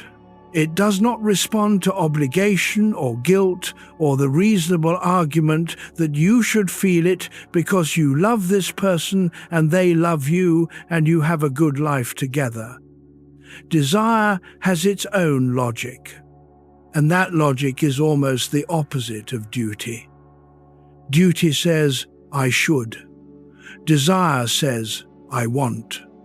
Duty says, this is the right thing. Desire says, this is the thing I cannot quite explain. Duty is organized, responsible, predictable. Desire is ungoverned. It arrives without notice and disappears without permission.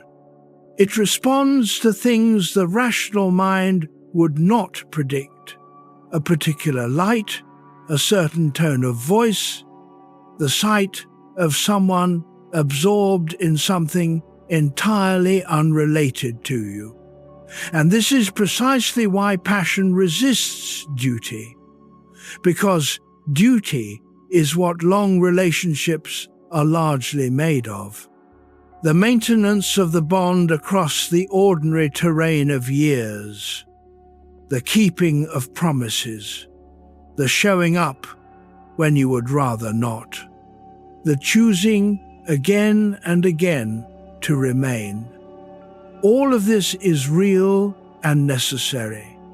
Without it, nothing lasts.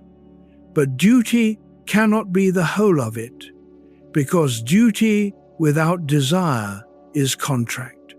And a contract, however carefully maintained, is not the same as a living relationship.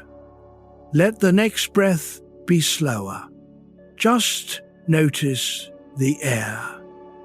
There is a moment that arrives in many long relationships when one or both partners realize that their intimate life has become entirely organized around obligation, around the timing of desire as an item on the calendar, around performing connection because the calendar says it is time, and both people can feel it, even if neither says so. The going through the motions quality, the sense that something is happening in the body while the self is elsewhere. The relief when it is over, mixed with the guilt about the relief. This is not a moral failure. It is the natural result of having tried to organize something ungovernable. You cannot put desire on a schedule, but you can create the conditions in which it is more likely to arrive. Think of the moment someone said no to something. Not a dramatic refusal, a small thing, a plan that had been assumed, a routine that had been automatic. And one evening, something in them said gently, without accusation, "I don't want to do this tonight." The first feeling was guilt.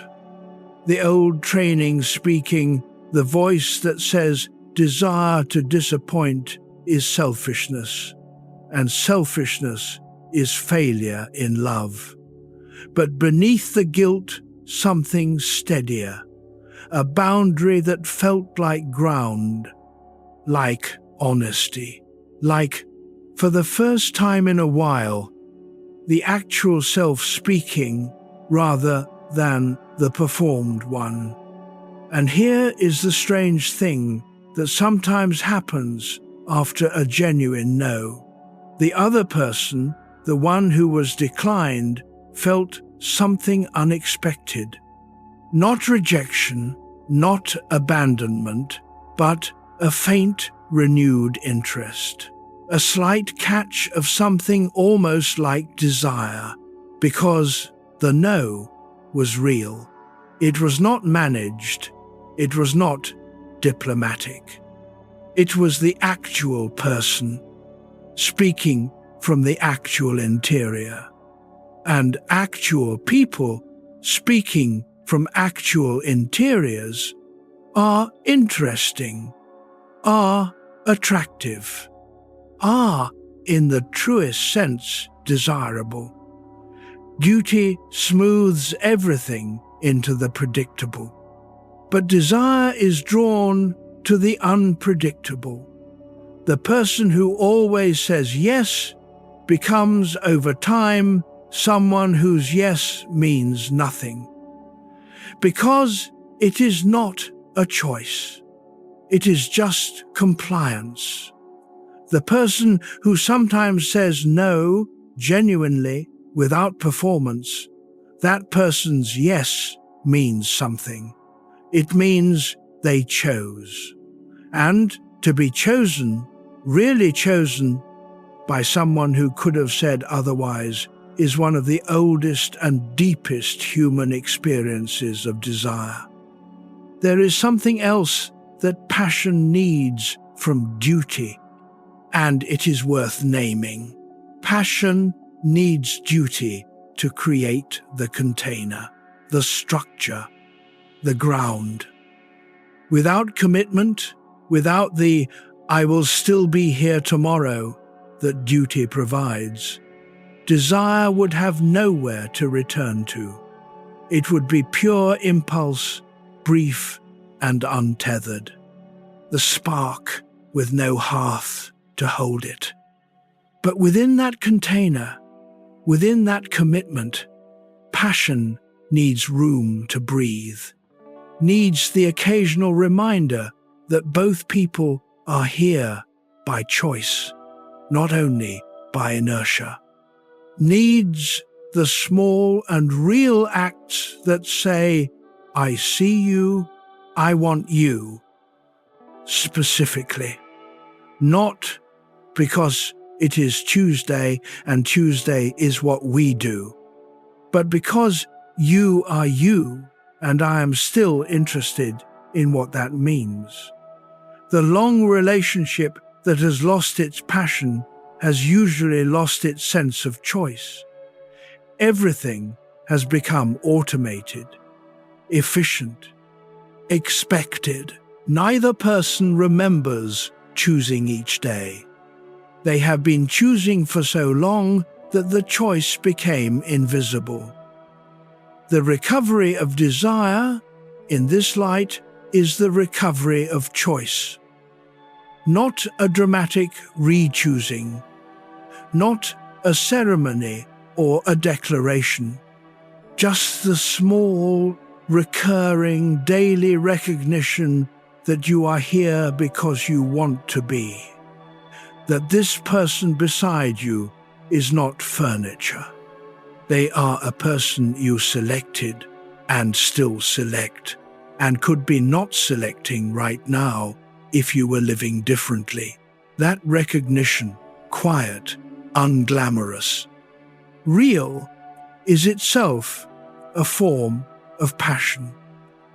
And it is available anytime, in any long relationship, to anyone willing to notice that they are still choosing. Passion resists duty not because it is selfish, but because it is honest. And in a long relationship, honesty is rarer and more valuable than compliance. Chapter 15. Vulnerability without collapse. There is a version of vulnerability that does not ask too much. You know the other kind, the one that floods. That brings everything at once, all the fear, all the need, all the accumulated hurt of a lifetime, and delivers it to the other person as though they could hold it all. As though love means being able to absorb everything. This kind of vulnerability is real. The pain beneath it is real. But it is not, in the end, intimacy. Because true intimacy requires two people. Two separate people. Each capable of standing. Each capable of feeling their own feelings without being completely overwhelmed by them. And when one person brings everything, floods the space, leaves no room for the other to respond, the other person disappears inside the need. They become not a partner, but a container. And containers do not desire, they hold. Let your eyes close. Let the body be still. This is a subtle and important distinction in Perel's work. She was not anti-vulnerability. She understood vulnerability as necessary to real intimacy.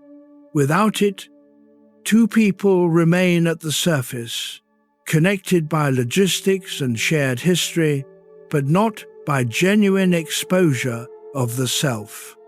But she distinguished between vulnerability and collapse.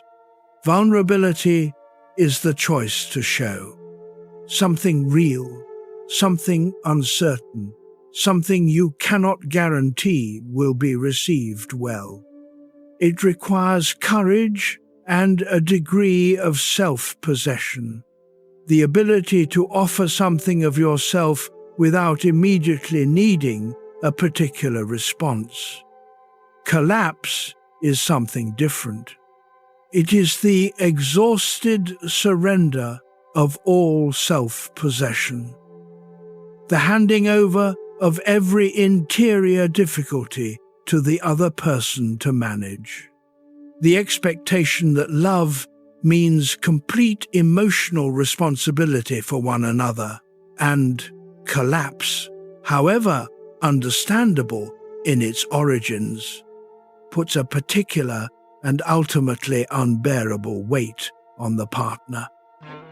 Carl Jung spent months in 1913, after his break from Freud, sitting alone with voices in his mind that he feared were signs of psychosis. He could have sought help immediately, could have handed the experience to someone else to interpret and contain. Instead, he sat with the voices. He listened. He began writing them down in what would eventually become the Red Book, a manuscript he showed to almost no one for decades.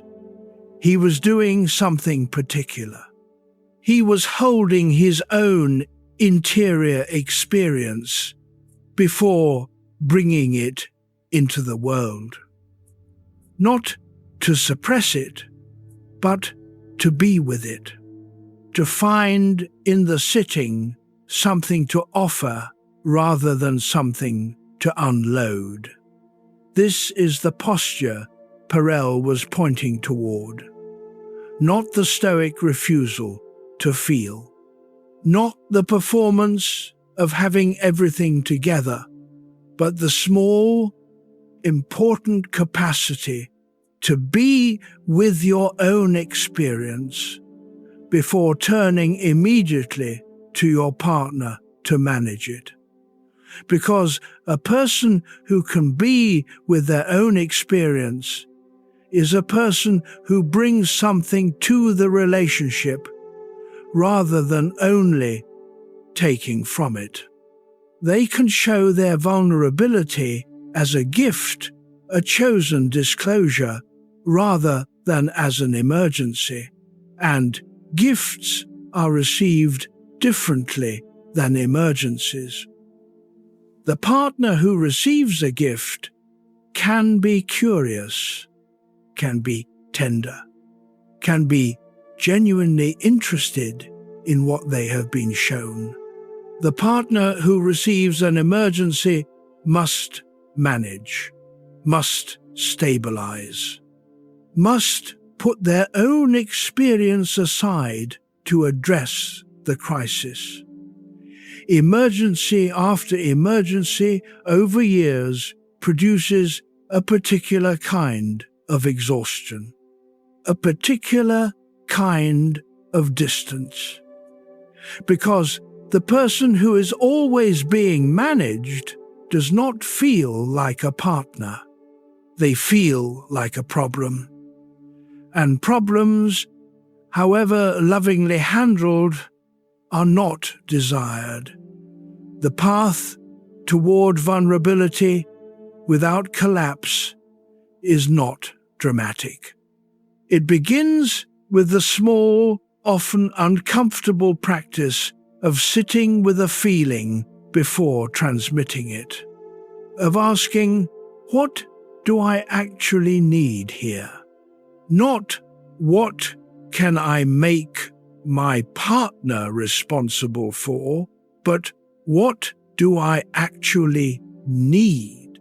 Sometimes what you need is to be heard. Sometimes you need to be held. And sometimes, more often than we admit, you need to sit in the quiet room with yourself for a while, before the conversation, before the reaching, before the asking, just you and whatever you are carrying, getting acquainted. Chapter 16. Jealousy, Freedom, Possession. Nobody likes to talk about jealousy. It feels too exposed, too unreasonable, too much like a confession of inadequacy, as though feeling it confirms that you are the insecure, controlling person you have been trying not to be. So we manage it, we rationalize it, we minimize it in front of our partners while it hums steadily beneath the surface. But Perel had a different view of jealousy, and it is worth sitting with. If your mind has been drifting, come back gently. This next part is worth being present for. She did not see jealousy as simply a problem of insecurity or possessiveness, though it can become those things. She saw it at its origin as evidence of value.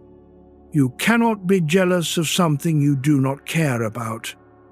The jealousy only exists because the person, this particular, specific person, matters to you. It is, in a strange way, a form of desire. The desire to remain chosen, to remain in the other person's eyes interesting and wanted and irreplaceable. And beneath the jealousy is usually a fear. Not primarily the fear of replacement, though that is part of it. Primarily the fear of becoming ordinary to the person you love. The fear that you have become so predictable, so known, so expected, that they might be drawn towards someone who is still unknown to them. This fear is not always irrational. It often contains a real perception that something has flattened between you, that the relationship has grown stale in the ways we have been exploring, that the edge of attraction between you has softened, and the jealousy is, in a sense, the relationship trying to tell you something, not accusation, signal. There is also the other side of jealousy, the side that lives not in the jealous person, but in the person who has aroused it. And Perel observed something counterintuitive here too. Many people, when their partner expresses jealousy or a certain possessiveness, feel irritated, feel controlled, feel that their freedom is being questioned. But some people honestly, if they examine it, feel something else first, before the irritation. A small and slightly uncomfortable feeling of being wanted, of mattering, of being valued enough to be held on to. Jealousy, when it is not controlling or abusive, can carry a faint erotic charge. The recognition that you are not taken for granted, that your presence matters to someone, that your absence would be felt. This is not an argument for manufacturing jealousy as a strategy. That path leads somewhere much darker, but it is an invitation to understand the feeling at its origin before it calcifies into control, before it becomes the behavior that destroys rather than reveals. At its origin, jealousy says, "This person matters to me, and I am afraid of losing them." And that fear, honestly acknowledged rather than acted out, is the beginning of a conversation that many couples need to have. Not, "How could you make me feel this way?" but, "I noticed that I felt jealous, and I think it means that something between us has gone quiet. Can we talk about that?" The question, asked without accusation, with curiosity rather than control, opens something. It says, "I am paying attention, not to what you did wrong, to what I still want." And to still want, after all these years, is not a weakness. It is perhaps the most honest thing you can offer. There is also something worth understanding about what makes us desirable to the person we love over the long arc of a relationship. It is not youth or novelty or the particular glamour of the early weeks. Those things are real, but they are temporary. They cannot be sustained. What can be sustained is something else. The continued reality of the self. A person who has stayed curious about their own life. Who has kept learning, growing, changing in the small and quiet ways that genuine living produces. Who has held on to some part of themselves that is not defined by the relationship, not defined by the roles of partner and parent and provider, but that belongs to them, that exists for its own sake, that continues to develop. That person remains over decades genuinely interesting. Not because they perform interestingness, because they are interested in life, in the world, in the questions that have no clean answers. And interest is contagious. It is magnetic. It is one of the most reliable sources of long-term attraction there is. The jealousy, in the end, is not really about the person who provoked it. It is about the fear of having stopped being genuinely interesting to the person who matters most, of having become furniture, of being reliably present but no longer actually seen. And the answer to that fear is not to manufacture threat. It is to remember who you are outside of this relationship, to tend to that person, to let them breathe, and then, alive, distinct themselves, to come back. Chapter 17. The Fantasy of Total Knowing. There is a fantasy that lives inside the idea of long-term love, the fantasy of being completely known, to have someone at last who sees all of you. The contradictions, the hidden rooms, the versions of yourself you cannot show anywhere else, and who, having seen all of it, remains. This fantasy is not wrong.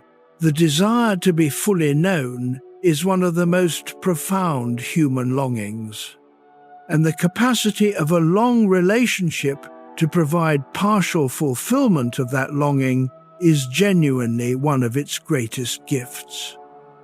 But the fantasy often contains a companion fantasy that is less examined, the fantasy of completely knowing the other person. And this one, though it feels like intimacy, can quietly undermine the very intimacy it claims to seek. Because when we believe we completely know someone, we stop looking at them.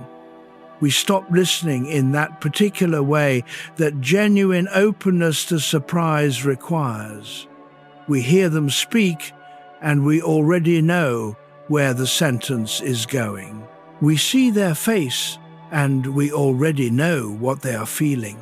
We filter their reality through our existing understanding of them and miss what has changed. Let the body be heavy. Let the jaw soften. Charles Darwin, in 1837, made a list. He was 28 years old and trying to decide whether to marry. He divided a piece of paper into 2 columns, marry and not marry. He listed the practical reasons on each side: the company, the expense, the loss of freedom, the children, the time. It was an almost comically rational approach to an emotional question. And, of course, when he eventually married, he married Emma Wedgwood. And they had 10 children and remained devoted to each other for 40 years. It was not the list that decided it. The list was the mind performing certainty. The heart was doing something different and quieter beneath the performance. What the Darwin story captures is the tendency of the mind to seek complete understanding of what cannot be completely understood. To want to know, in advance, everything a decision or a relationship will contain. And the relationship that is understood in advance, that has been entirely mapped, all surprises catalogued, all unknowns resolved, is a relationship that no longer requires imagination. And without imagination, we return always to the same place. Desire needs imagination. It needs the gap between what is known and what is not yet known. It needs the sense that the other person might yet reveal something, might yet surprise. Perel spoke about the importance in long relationships of encountering your partner as a stranger, not the stranger of the early relationship, the stranger who is exciting because they are unfamiliar, but the stranger within the familiar. The aspect of your partner that continues to develop, to change, to evolve in ways your existing knowledge of them does not account for, the part of them that is not yet filed. She would ask couples to try something simple and difficult, to have one conversation, not about logistics, not about the children or the finances or the schedule, but about something neither of them had ever told the other. A memory, a regret, a fantasy about who they might have become, a fear they had not spoken aloud, not a performance of vulnerability, a genuine disclosure. Something small but real. And what she found consistently was that when couples did this, when they stepped outside the familiar patterns of their communication and said something that had not yet been said, something shifted, not dramatically, not like the movies, but slightly. The person across from you became briefly slightly less known, slightly more interesting, slightly more like someone you might want to know. The fantasy of total knowing is comfortable. It feels like security, but it quietly closes the door on the other person's aliveness. Leaving that door open by remaining curious, by asking the question you have never asked, by allowing them to be someone you have not yet finished understanding, is one of the most generous and most erotic things you can do. Chapter 18. Overthinking the Relationship. Think about the last time your mind ran in circles around the relationship. Not a crisis, not a major conflict, just the ordinary, sustained, relentless thinking about it, analyzing what was said, wondering what they meant, rehearsing what you should have said instead, reading their mood like a text with no punctuation, trying to decode whether that quietness was tiredness or distance, whether that comment was casual or significant, whether things are good or slowly, almost imperceptibly not good.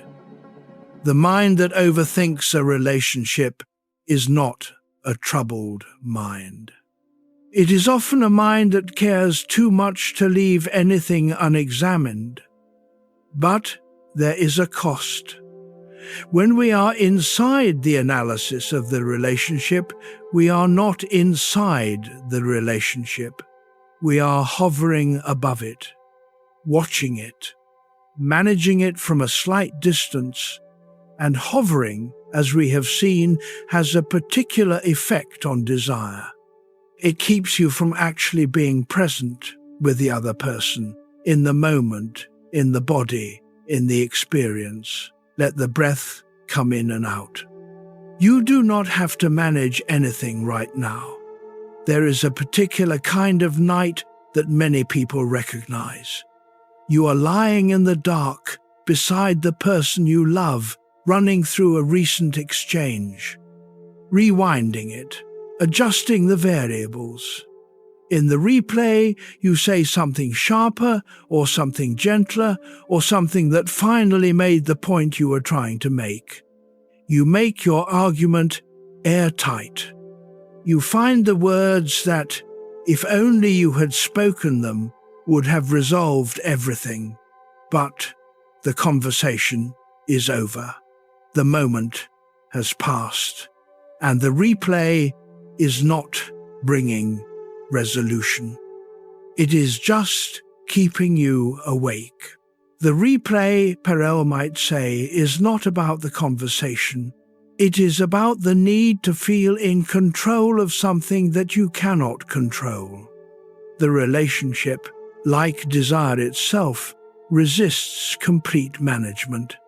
It continues to surprise, to disappoint in small ways, to reveal that the other person is not a predictable extension of your understanding of them, and the mind that cannot tolerate that uncertainty responds with the only tool it has: more analysis.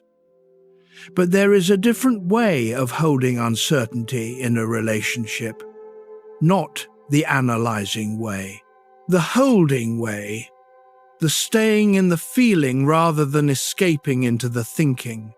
When you notice that the other person is quiet in a way you cannot read, instead of decoding, instead of constructing the explanation, instead of rehearsing how you will address it later, what if you just stayed in the room, not pretending the uncertainty is not there, but not fleeing it into the head either, just here, just you and them and the not yet known, waiting without demanding. This is surprisingly intimate, because the person who can be uncertain about you without it becoming an emergency, who can sit with the mystery of you without needing to resolve it immediately, is a person who trusts you enough to be unknown. And being trusted enough to be unknown is, in its own way, a form of being desired. The overthinking mind is asking a question that thinking cannot answer. It is asking, am I safe? Am I loved? Will this last?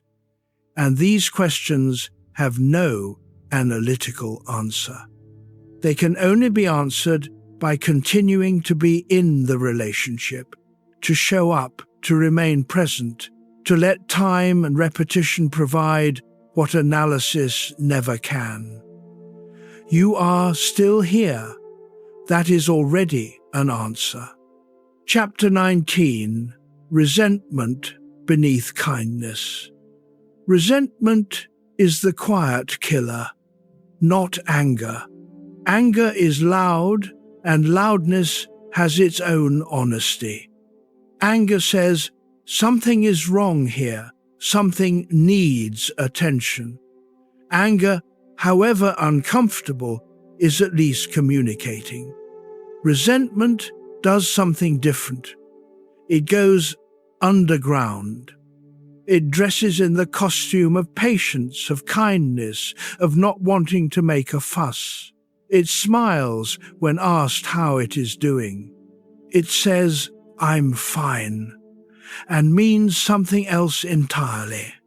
And then, in the privacy of the interior, in the small accumulations of irritation that never get spoken, in the expectations that never get named, in the need that is never asked for, because asking feels like imposition, it grows, slowly, invisibly, into something that can make a person cold in ways they cannot always explain.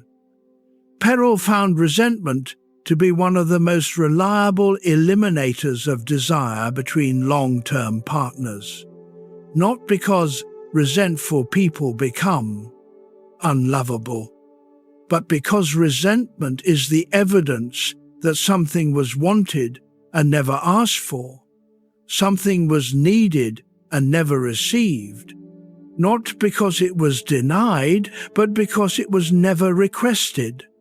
And the desire for something you have given up asking for is a desire that has already halfway died. Let the body be still. There is nothing to do right now.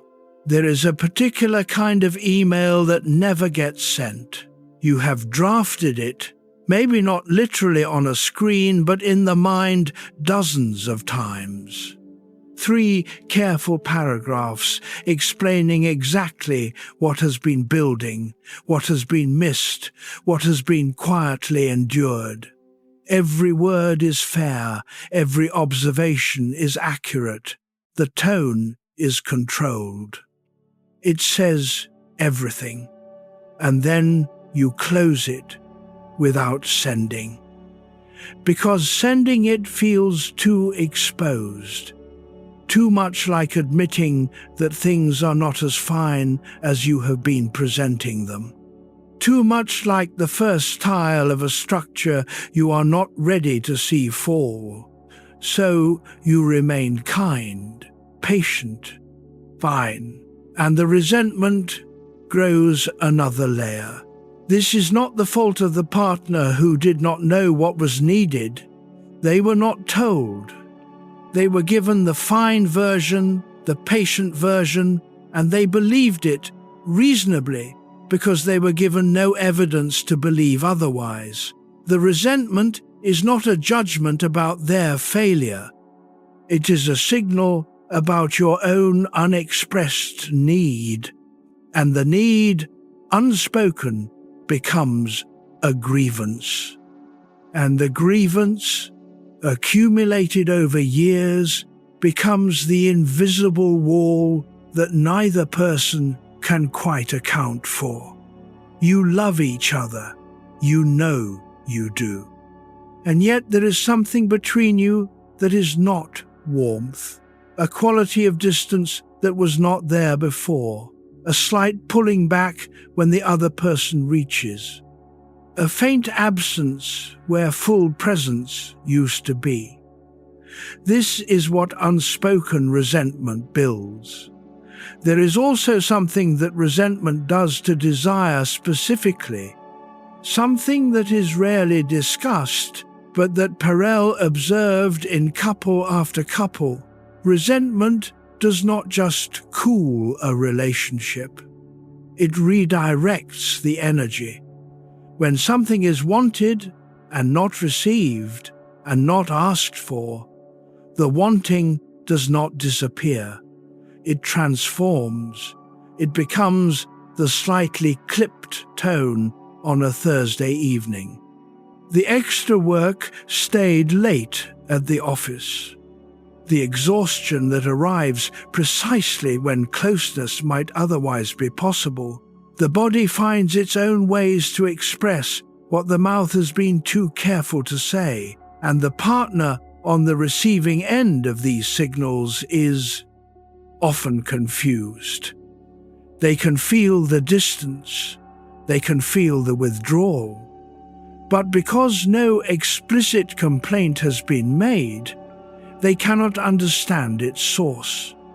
They respond to the distance with their own distance, and the gap between them widens invisibly without either person quite knowing how it happened. Resentment, left unspoken, is one of the quietest ways desire exits a relationship. Not through conflict, through a slow mutual cooling that feels like the natural arc of things, like passion fading, because that is what passion does over time. But it is not what passion does. It is what resentment does, when it is mistaken for the natural order of things. The path through it is not dramatic. It does not require a confrontation or an accusation or the full delivery of 3 paragraphs of accumulated complaint. It begins with something much simpler. Naming to yourself first what it is that you have needed and not asked for. Not what they did wrong, what you needed, what you wanted, what you kept quiet about because asking felt like too much. And then, when the time is right, with the generosity that genuine honesty requires, offering it not as accusation, as invitation. I have been thinking about something I have not known how to say. 6 words. A door opening. Resentment does not dissolve in a single conversation, but it requires that single conversation to begin. And beneath the resentment, beneath the careful patience and the fine and the I'm okay, there is something that wants to be seen. Not the grievance, the person, the actual person with actual needs, who has been very quietly, very politely waiting to be asked. Chapter 20. Erotic Intelligence and Play. There is a word that deserves to be reclaimed. Erotic. Not as a euphemism for the explicit, not as the narrow domain of physical intimacy, but in its original, broader sense, the erotic as a quality of engagement with life itself, a way of being present, a way of experiencing. Perel spoke of erotic intelligence as the capacity to bring aliveness into a long relationship, not through tricks or tactics, but through a fundamental orientation toward curiosity, toward play, toward the willingness to be surprised and surprising. This is not a performance. It is a quality of attention. And here is what needs to be understood about it. Erotic intelligence is not primarily about sexuality.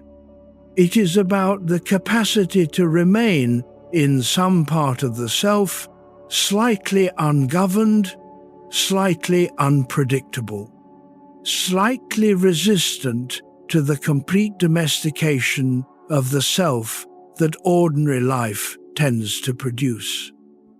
The person who is fully domesticated, who has entirely submitted to the rhythms and requirements of the functional life, is predictable in a way that makes them, however lovable, somewhat uninteresting to desire.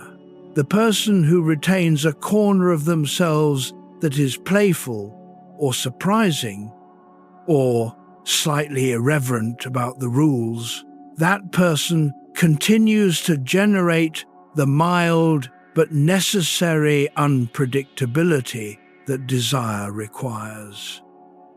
Let the next breath come in slowly.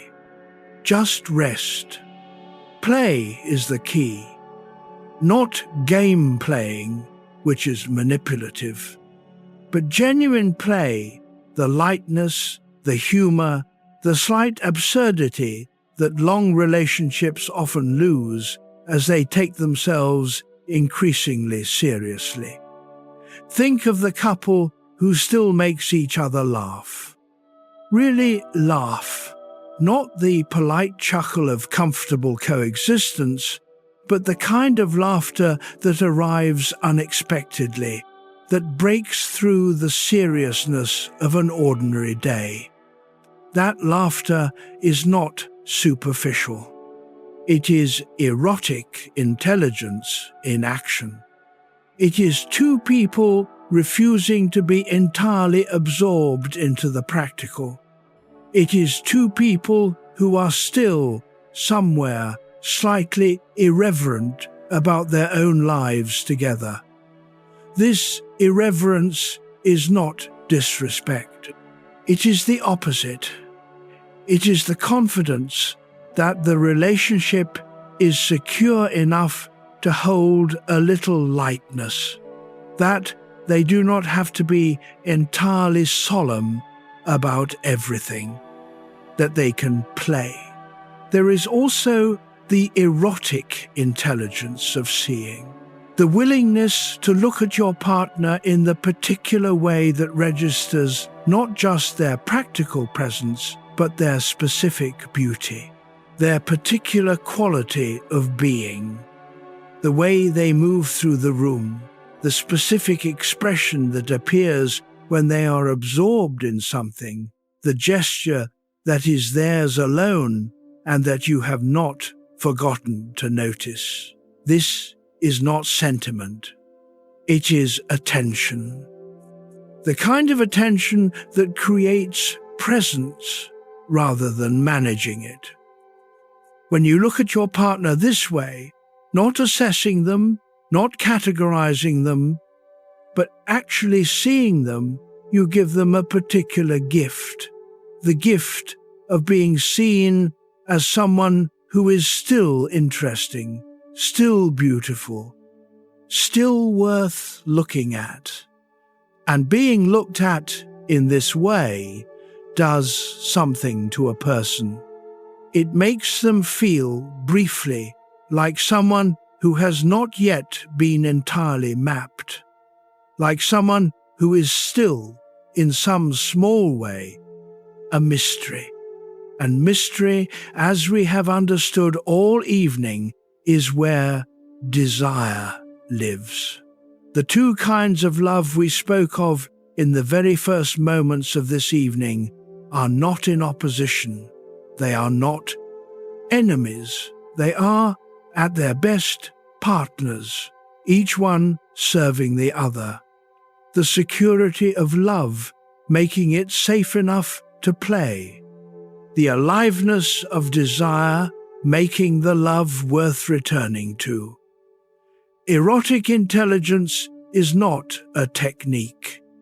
It is the art of holding both, and it begins, often, not with the dramatic gesture, but with the smallest acts of genuine attention.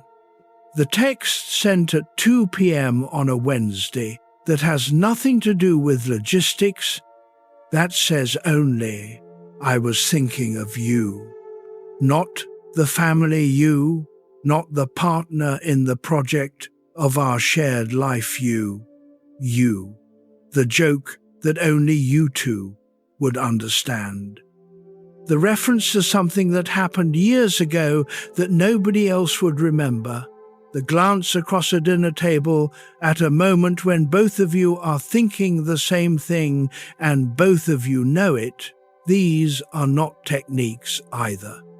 They are the natural result of two people who are still paying attention to each other, who have not entirely automated the relationship into efficient management, who still find each other occasionally amusing. Humor is underrated as an erotic force. Not performance humor. Not the social self being entertaining for an audience, but the private humor that only exists between two people who know each other well enough to be irreverent with each other. The shared joke that does not need explanation. The ability to make each other laugh at something nobody else would find funny. This kind of laughter is intimate. It presupposes a shared history, a common language, a bond deep enough that mockery is safe and absurdity is welcome. It says, we do not need to take ourselves entirely seriously. We have each other. And in that laughter, briefly, both people become lighter. The settled weight of the long relationship lifts for a moment. And what was there before, the weight, the spark, the ease, the pleasure in each other's company, is briefly visible again. Not manufactured, not staged, just remembered. And mystery, as we have understood all evening, is where desire lives. The two kinds of love we spoke of in the very first moments of this evening are not in opposition. They are not enemies. They are, at their best partners, each one serving the other. The security of love, making it safe enough to play. The aliveness of desire, making the love worth returning to. Erotic intelligence is not a technique. It is the art of holding both. And it is available to anyone willing to begin. Chapter 21. Trauma inside adult love. Love does not arrive into an empty space. It arrives into the whole accumulated history of a person, into every earlier experience of being close to someone and being hurt, of trusting and having that trust broken, of needing and not being met, of loving and losing. Every adult who has ever loved has been shaped deeply, often invisibly, by the experience of earlier love. And that earlier experience does not stay in the past where it belongs. It travels forward. It enters the new relationship and quietly rearranges the furniture. Perel spent years exploring what happens when two people bring their unprocessed histories into the intimate space of a long relationship. What happens when the wound from before meets the love of now, and what she found was not neat. It was complicated and human and necessary to understand, because the past does not announce itself.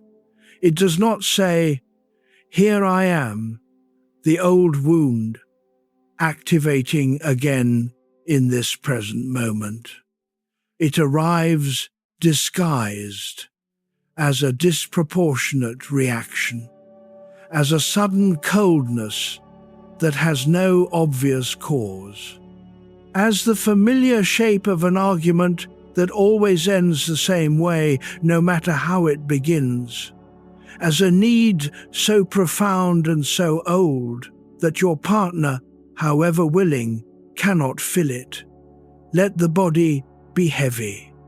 Let the jaw soften. There is no hurry.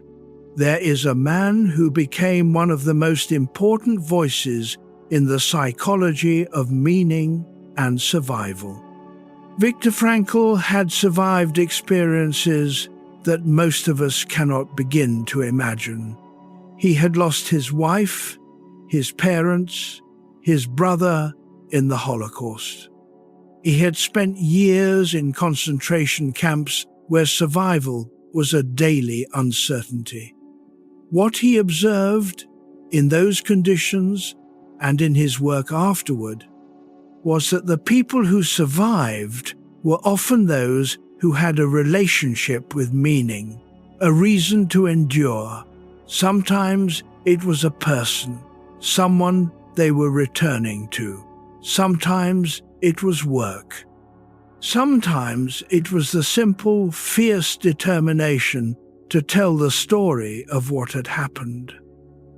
And he brought this understanding into his psychiatric practice afterward, working with people whose trauma had not ended with liberation, who carried the camps inside them, who tried to love and could not understand why love felt so impossible.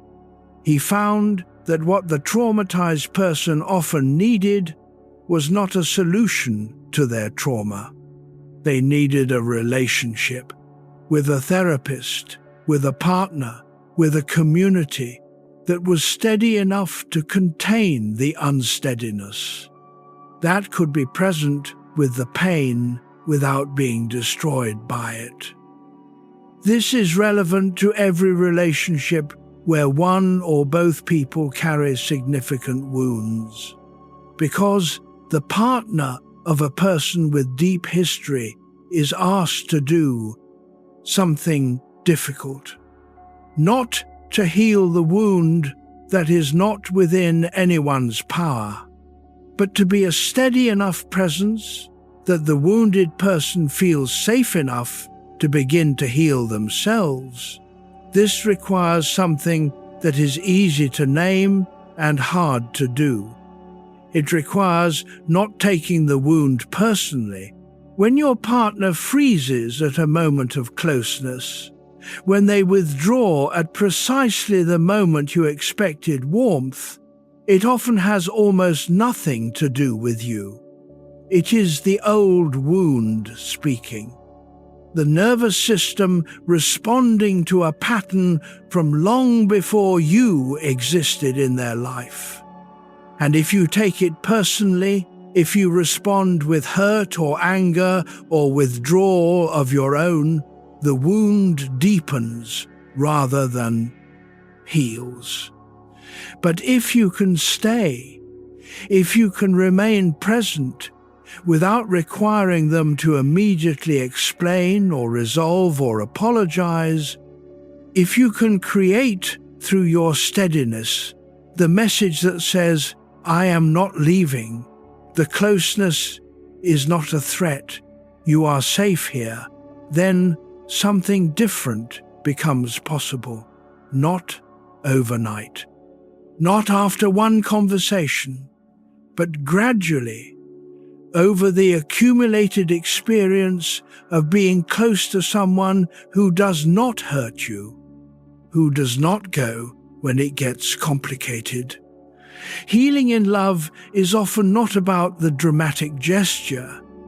It is about the consistent, quiet, unremarkable showing up day after day, not perfectly, but faithfully.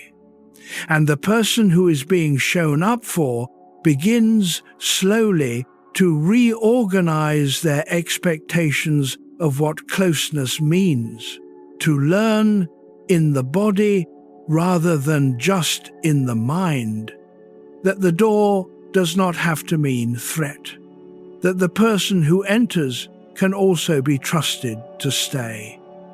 There is something else that happens in a relationship where one partner is carrying significant history from before. The person with that history often has a nervous system calibrated to threat, one that has learned through early experience to treat the moment of genuine intimacy as the moment to brace, because in their experience, that was when it went wrong. The moment of real openness was the moment they were hurt. And so the nervous system protects. It generates distance at precisely the moment connection is being offered. It produces coolness when warmth arrives.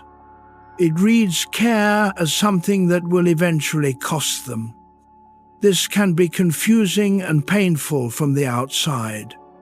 The partner who reaches with genuine love and meets a wall, who offered something real and received something withdrawn in return, who begins to wonder whether the reaching is worth the continuing uncertainty.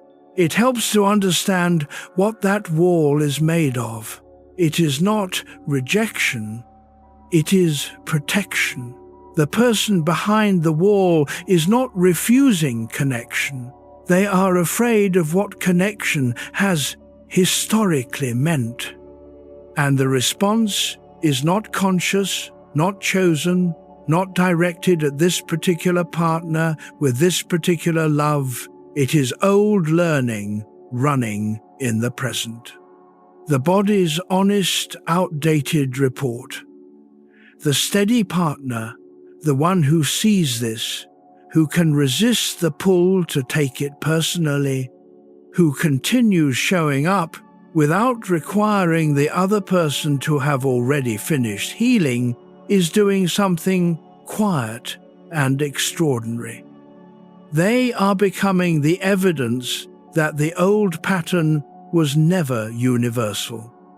That closeness does not always lead to harm, that it is safe this time to open the door.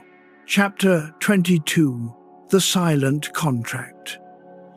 Every relationship has contracts that were never signed, expectations that were never discussed, assumptions that were never questioned, understandings that both people hold but that neither person chose consciously to agree to. These are the silent contracts, and they govern more of our relationships than we realize. Some of them are benign. The understanding that one person handles the taxes and the other handles the social calendar. The implicit agreement that mornings belong to silence and evenings to conversation. The thousand small arrangements that make two lives fit together without constant renegotiation. But some of the silent contracts are more costly. The unspoken contract that says, you are not allowed to be unhappy here, that your dissatisfaction is a threat to the structure we have built, and therefore you must keep it quiet. The silent agreement that says your desire for more space, more intimacy, more aliveness, more of whatever it is you are not saying, is a judgment on what we already have, so we do not speak of it. The implicit understanding that one person is the stable one and the other is allowed to be complicated, and that those roles are fixed forever and not open for revision. Let your breath find its own rhythm. Just let it be. These contracts do enormous damage. Not through cruelty, neither person necessarily chose them deliberately. They formed, like most silent things, through avoidance. Through the mutual, unconscious decision that certain conversations were too risky to have. And the longer a relationship runs without naming these contracts, the more powerful they become. Because silence is also a form of agreement. By not speaking, both people confirm the contract. They reinforce the expectation. They make it more and more difficult to say years later, I never actually agreed to this. Perel found that many of the couples who came to her in crisis were not in crisis because something had gone wrong. They were in crisis because something that had always been wrong had finally found its way to the surface. A silent contract had expired. One person could no longer keep its terms, and the other person, who had not known there was a contract at all, was blindsided, because they had been reading the silence as agreement. And silence had been, all along, exhaustion. The path through the silent contracts does not require excavating every unspoken assumption in the relationship. That would be impossible and exhausting and unnecessary. It begins with the willingness to name, gently, one thing that has been living unspoken, not as accusation, not as the sudden explosion of everything that has been held, but as the careful, specific, honest offering of one thing. I have been assuming that you want this, and I have never asked. I think I have been pretending to be fine with something that I am not fine with. I wonder if we have different understandings of what we agreed to, and I think it is worth talking about. These are not arguments. They are invitations. And every time one is accepted, every time both people are willing to sit with the discomfort of renegotiating something that felt settled, the relationship becomes a little more real, a little less managed, a little more alive. Because a living relationship is not one that has no contracts. It is one that can revise its contracts when they stop serving the people inside them. That capacity for honest renegotiation, awkward, imperfect, sometimes painful, is itself a form of love. Chapter 23: Conflict as Living Energy. Most people experience conflict in a relationship as a sign that something is wrong, as evidence of incompatibility or insufficient love, or the beginning of a fracture that will not heal. So they avoid it. They smooth over the edges. They absorb the irritation rather than name it. They choose peace over honesty again and again, in small and large moments, until the accumulated choices make them strangers in their own relationship. They have a quiet life, a polite life, a life in which nothing dangerous is ever said, and in which nothing alive is ever said either. Perel had a different understanding of conflict. She saw it not as evidence of failure, but as evidence of life. As the necessary friction between two genuinely different people who have not yet resolved into each other. Conflict, in this view, is not the enemy of intimacy. Its absence might be. Let your body be held. Let the room be still. There is a couple that has not argued in 3 years. They have not argued because they have each separately reached the conclusion that argument leads nowhere, that it upsets the equilibrium they have carefully constructed, that the pain of conflict is not worth whatever clarity it might bring. So they are careful, diplomatic. They navigate around each other's sensitivities with practiced efficiency, and they are quietly growing apart. Because the energy of conflict, when it is engaged with honestly, when it is not performed or weaponized but genuine, is also the energy of two real people trying to be in the same space together. Two different centers of gravity, each pulling. The pull is uncomfortable, but it is real. And a relationship with no pull, no friction, no genuine opposition between two real people, that relationship has often just become two people managing each other. Management is not intimacy, and managed people do not desire each other.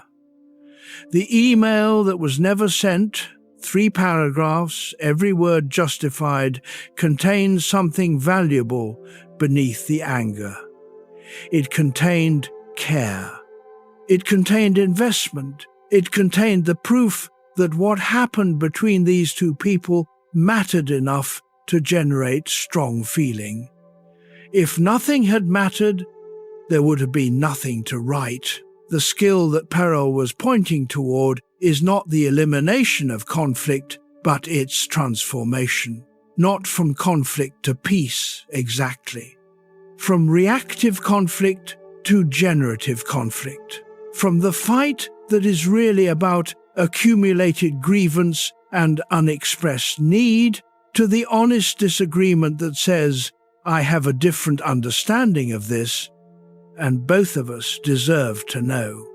Generative conflict is not comfortable, but it is respectful.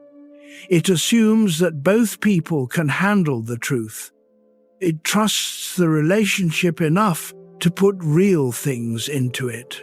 There is also something that generative conflict requires that reactive conflict does not.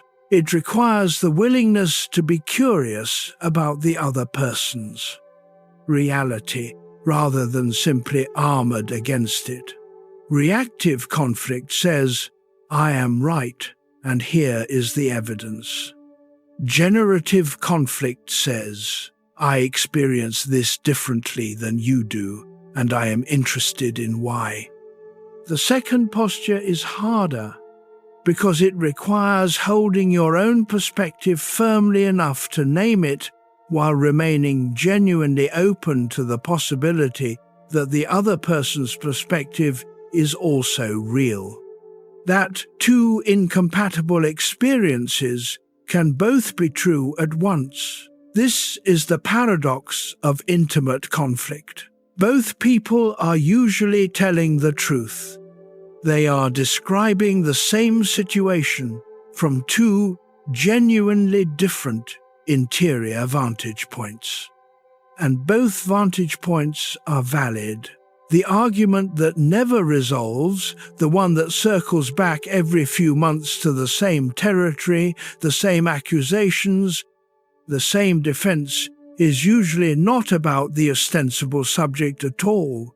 It is about two people each trying to have their internal experience acknowledged, not agreed with. Acknowledged. I can see why you felt that way is not the same as you were right, but it is often what the argument was asking for. And trust, expressed through honesty rather than management, is one of the oldest and most reliable kindlers of desire, because desire is not drawn to the managed. It is drawn to the real, and two real people honestly disagreeing, honestly working through it, honestly remaining, are, in their imperfect and difficult way, more alive together than two polite people who have quietly agreed to be careful. Chapter 24, Therapy and Erotic Repair. There is a moment that arrives in many long relationships when both people know, without quite saying it, that something needs to change. Not necessarily everything. Often just one thing. One conversation that has not been had. One dynamic that has been running too long without examination. One part of the relationship that has quietly closed off and needs a door opened. Some couples arrive at this moment and try, on their own, to navigate through. And sometimes they manage. The conversation happens. The dynamic shifts. The door opens. But sometimes the patterns are too ingrained. The silence is too heavy. The roles too established. The ability to hear each other across the distance of accumulated hurt too compromised. And in those moments, the bravest thing a couple can do is ask for help, not as defeat, as evidence of caring enough to do the hard thing. Let the next breath be slower. There is nowhere to rush. Seneca, in one of his final letters to his friend Lucilius, wrote not about stoic endurance or the management of hardship. He wrote about gratitude for the ordinary days, for the conversations that had mattered, for the friendship that had lasted. He was, by that point in his life, aware that time was short. And what he chose to write about in that awareness was not achievement or legacy, it was the quality of what had passed between them. The realness of it. Couples therapy, at its best, does something like this. It creates a space where two people can speak about the quality of what has passed between them, not in accusation and defense, but in the presence of someone who can hear both sides without collapsing into either. The therapist's role, as Perel understood it, is not to save the relationship. It is to help both people see each other more clearly, to help them notice the patterns that run beneath the conflict, to make visible the silent contracts, the unexpressed needs, the histories that travel forward. And sometimes in that visibility, something changes. Not because the problems are solved, but because they are finally named, finally seen, finally placed in the light where both people can look at them together. There is a particular kind of repair that happens in intimate relationships that no other relationship offers. A particular quality of being seen in your difficulty by the person who has chosen to remain, not the therapist's repair. The partners. When a partner says, in the aftermath of a hard conversation, "I hear you. I did not know. I am glad you told me." Something in the recipient of those words does something unexpected. It loosens. Not entirely, not immediately. But the grip of the resentment, the isolation of the unspoken need, it becomes fractionally less tight. And fractionally less tight is the beginning of something. Erotic repair is often not dramatic. It does not require the elaborate romantic gesture or the perfectly choreographed reconnection. It requires something smaller and more real. The willingness to show up differently, to hear what has been said and let it actually land. To allow yourself to be moved by what your partner has shown you of themselves. There is a particular quality that comes back to a relationship when both people have navigated a genuine difficulty together, not smoothed it over, not managed it with diplomacy, but actually moved through it. It is not quite the same as what was there before. It is different, quieter in some ways, steadier in others, and in some cases more alive, because they have demonstrated something to each other that no amount of comfortable coexistence could provide. They have demonstrated that the relationship can hold difficulty, that neither of them is going anywhere, that when things get genuinely hard, not calendar hard or logistics hard, but emotionally genuinely hard, they can be in it together. And that demonstration, quietly, changes something in the body.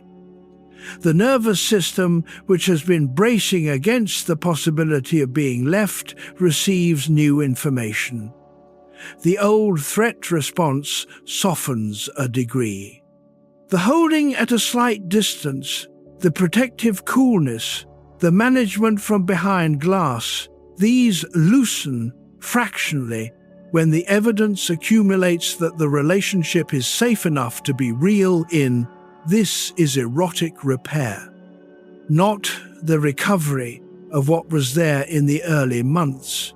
That specific form is unreachable and need not be reached. But the arrival of something that may be more nourishing than the original, a love that has been tested and has held, a desire between two people who know each other at their most complicated and who are still interested. Because being moved, allowing yourself to be genuinely affected by another person, is not vulnerability in the dangerous sense. It is connection. And connection, real connection, is where everything begins again. Chapter 25. Reclaiming Desire After Safety. We are getting closer now to the thing we have been circling all evening. There is a tension at the heart of every love story. We named it at the very beginning. Most people feel it. Very few can put it into words. We have been putting words to it tonight. And now, from all of this, from everything we have explored about closeness and distance, desire and duty, mystery and transparency, the double hunger, the silent contracts, the erotic thread and what it needs to breathe, a question comes into focus. What does it actually look like to reclaim desire inside a long, safe relationship? Not to manufacture something artificial, not to introduce drama or instability, but to genuinely, practically invite aliveness back into a bond that has become comfortable to the point of flatness. Let the body be still. This is worth listening to slowly. Think of finding an old photograph. Not a dramatic one, just a photograph from years ago. A face you used to be. A lightness in the eyes that the current self recognizes but has not quite inhabited lately. The photograph does not cause grief. Exactly.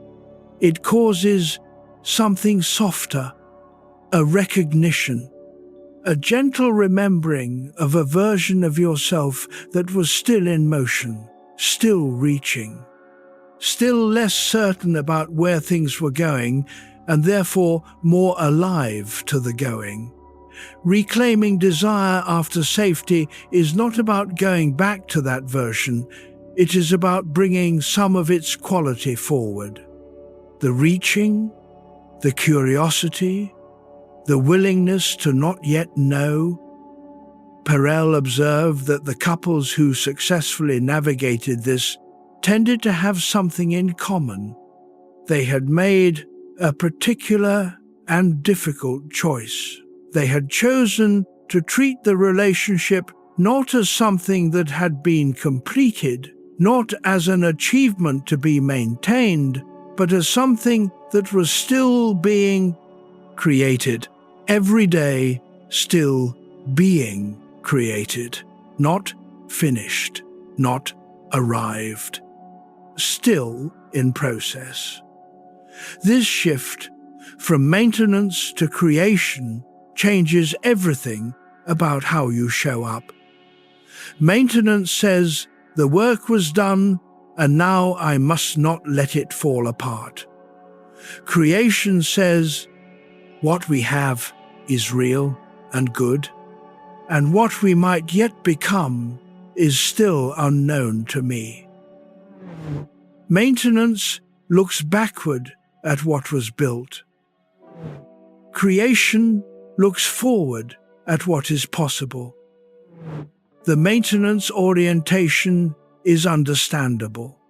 After years of work, of surviving the difficult seasons, of building something that has finally stabilized, there is a natural desire to protect what exists, to not disrupt what took so long to construct. But the relationship that is only maintained begins, slowly, to feel like a museum. A preservation of what once was, curated and managed and kept safe from change. And you cannot desire a museum. You can only observe it from behind the rope. A living relationship is not a museum. It is an ecosystem. It requires ongoing input, some degree of weather, occasional disruption, and the trust that what has survived the past can survive the future too. The couples who remain most alive to each other over decades are not the ones who have avoided all disruption. They are the ones who have learned that disruption. The honest conversation that shifts something. the new experience that reveals something, the moment of genuine conflict that resolves into genuine understanding is not the enemy of the relationship. It is evidence that the relationship is still breathing, and desire, by its very nature, looks forward. Not with urgency, not with demand, just forward, open, willing to be surprised by what the next chapter of this life with this person might hold. And it is the thing that this entire evening has been moving toward, the willingness to want, not in the abstract, not theoretically, but specifically wanting this particular person, wanting something particular from them, wanting a particular quality of closeness or a particular kind of conversation or a particular way of being seen. Desire is always specific, and specificity requires vulnerability, because saying, "I want this," to the person who might not give it to you is exposure. It is the risk of the actual self being actually refused. And most people, at some point in a long relationship, have stopped taking that risk, have retreated into the general, into the "we should probably," or the "wouldn't it be nice if," or the silence that is safer than asking and not receiving. But the silence costs something. It costs the aliveness of the specific want. And without the specific want, desire becomes only an ache with no address. There is a moment that many people in long relationships can recognize, if they are honest. A moment when they stopped asking for the thing they actually wanted. Not a dramatic moment, not a fight, not a refusal, not a betrayal, just a quiet evening when they reached for something, closeness, understanding, a particular quality of being seen, and the other person was elsewhere, not cruelly, just elsewhere. Tired, distracted, preoccupied with the ordinary demands of an ordinary day, and the person who reached felt the slight sting of not being met. And they made a small, barely conscious decision to not ask again, or at least not to ask in that way. And then the small decision became a habit, and the habit became a distance. And years later, both people are on the same couch, not understanding quite how they ended up this far apart. The gap between them was not built by one large failure. It was built by the accumulated weight of small moments never spoken, small wants never voiced, small reaching never tried again after the first time it went unmet. Reclaiming desire in this light is also the reclaiming of the ask, the willingness to reach again even after not being met before. Even knowing that the reaching might not be received perfectly. Even being willing to say, "I know we have not been here in a while, but here is what I want from you tonight. Not because you owe it to me, because I trust that I can tell you. This is not easy. It requires something that years of self-protection have made unfamiliar. It requires the belief that the relationship can hold the real you. including the wanting part of you. Tonight, something might shift. Not dramatically, but the ache has been given a name, and named things can be spoken, and spoken things can be offered. And what gets offered to the right person in the right moment sometimes arrives. Chapter 26. The Courage to Want. It takes a particular kind of courage to want something, not the courage of action, the courage of the decisive person who knows what they want and goes to get it. That kind is understandable and even admirable. The courage, I mean, is quieter, harder.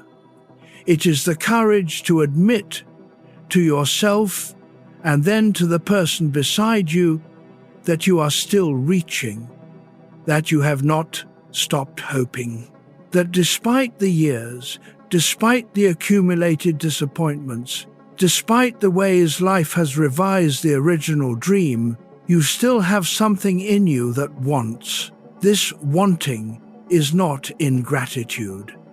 It is aliveness. And the person who has kept it alive, who has not allowed the safety and the sameness to extinguish it entirely, that person is carrying something precious. Even if they have not said so, even if they have spent years managing it quietly, turning it over in the private room of the self, wondering if it was too much to ask. Let your hands rest open. Let the breath come and go without effort. Think of what it would mean to let a dream go. Not a grand dream, a small one. A hope about this relationship, a vision of what it could be, held quietly for years, revisited in unguarded moments. A particular quality of closeness or understanding or aliveness that you have always believed was possible and have never quite found the words to ask for. What would it mean to let it go, not in defeat, not in bitterness, but in the way that releasing something you have been gripping too tightly sometimes reveals that you were holding it wrong, because sometimes what we have been reaching for has been available, just not in the form we expected, not through the door we have been knocking on. And releasing the specific expectation creates space for the actual thing. Not always, not guaranteed, but sometimes. Perel spent her career sitting with couples at exactly this threshold. The threshold between what has been and what might still be.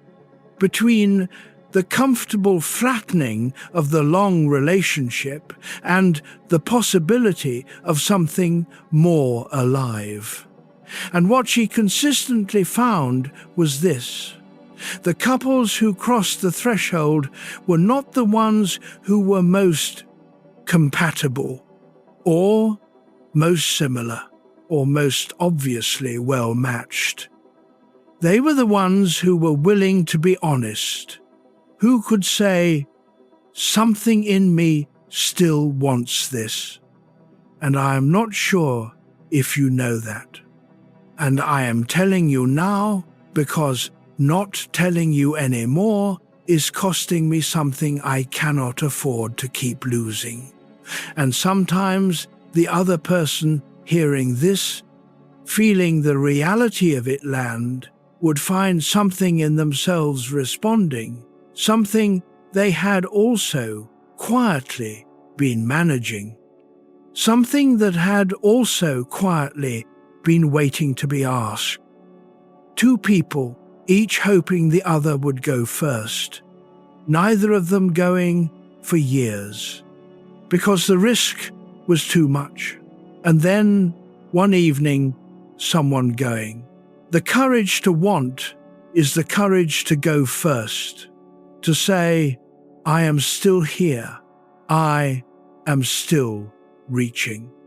I still believe this is worth the asking.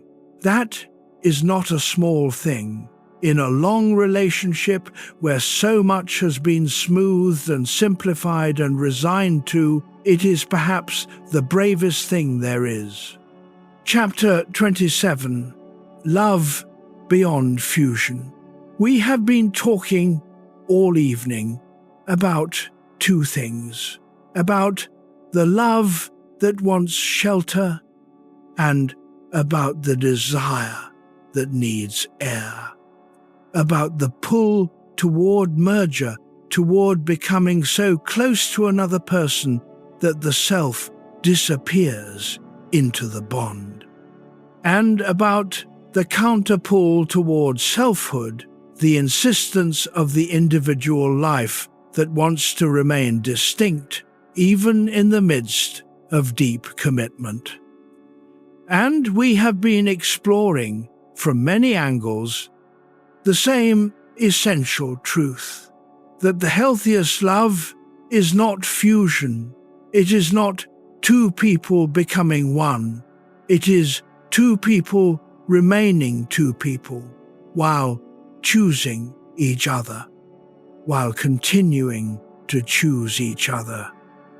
Not once, at the altar or the beginning, but repeatedly, quietly, in the ordinary moments of an ordinary life. Let the body be held. Let the room be quiet. There is an image that stays with you after reading Perel's work. The image of two separate lights, not one great light, doubled in size by merger. Two distinct lights, each burning with its own character, its own color, its own particular quality. And between them, in the space between them, a warmth that is available to both. And that would not exist if either light were extinguished. This is love beyond fusion. Love that does not ask the other person to become yourself. Love that does not require their complete self-disclosure. That does not demand their constant presence or their uninterrupted attention. That is not afraid of their private life, their separate friendships, their individual sorrows that they choose to process before bringing them forward. Love that trusts, not blindly, not naively, but with the deep, hard-won trust of two people who have survived difficult things together and learned that the relationship is sturdy enough to hold their separateness. Think of looking in a mirror after a long time of not quite seeing yourself clearly. The face that looks back is older than the face you carry in your mind. There are lines that were not there before. Marks of the years, of everything that has been lived through. But something else is also there, a particular kind of knowing, a quality that only arrives through having endured, through having chosen again and again the difficulty of being close to another human being with all their complexity and limitation and beauty, not despite the difficulty, because of it. The couples who arrive at something like love beyond fusion have usually been through the other versions. They have tried the fusion and felt the suffocation. They have tried the distance and felt the loneliness. They have argued and withdrawn and returned and tried again.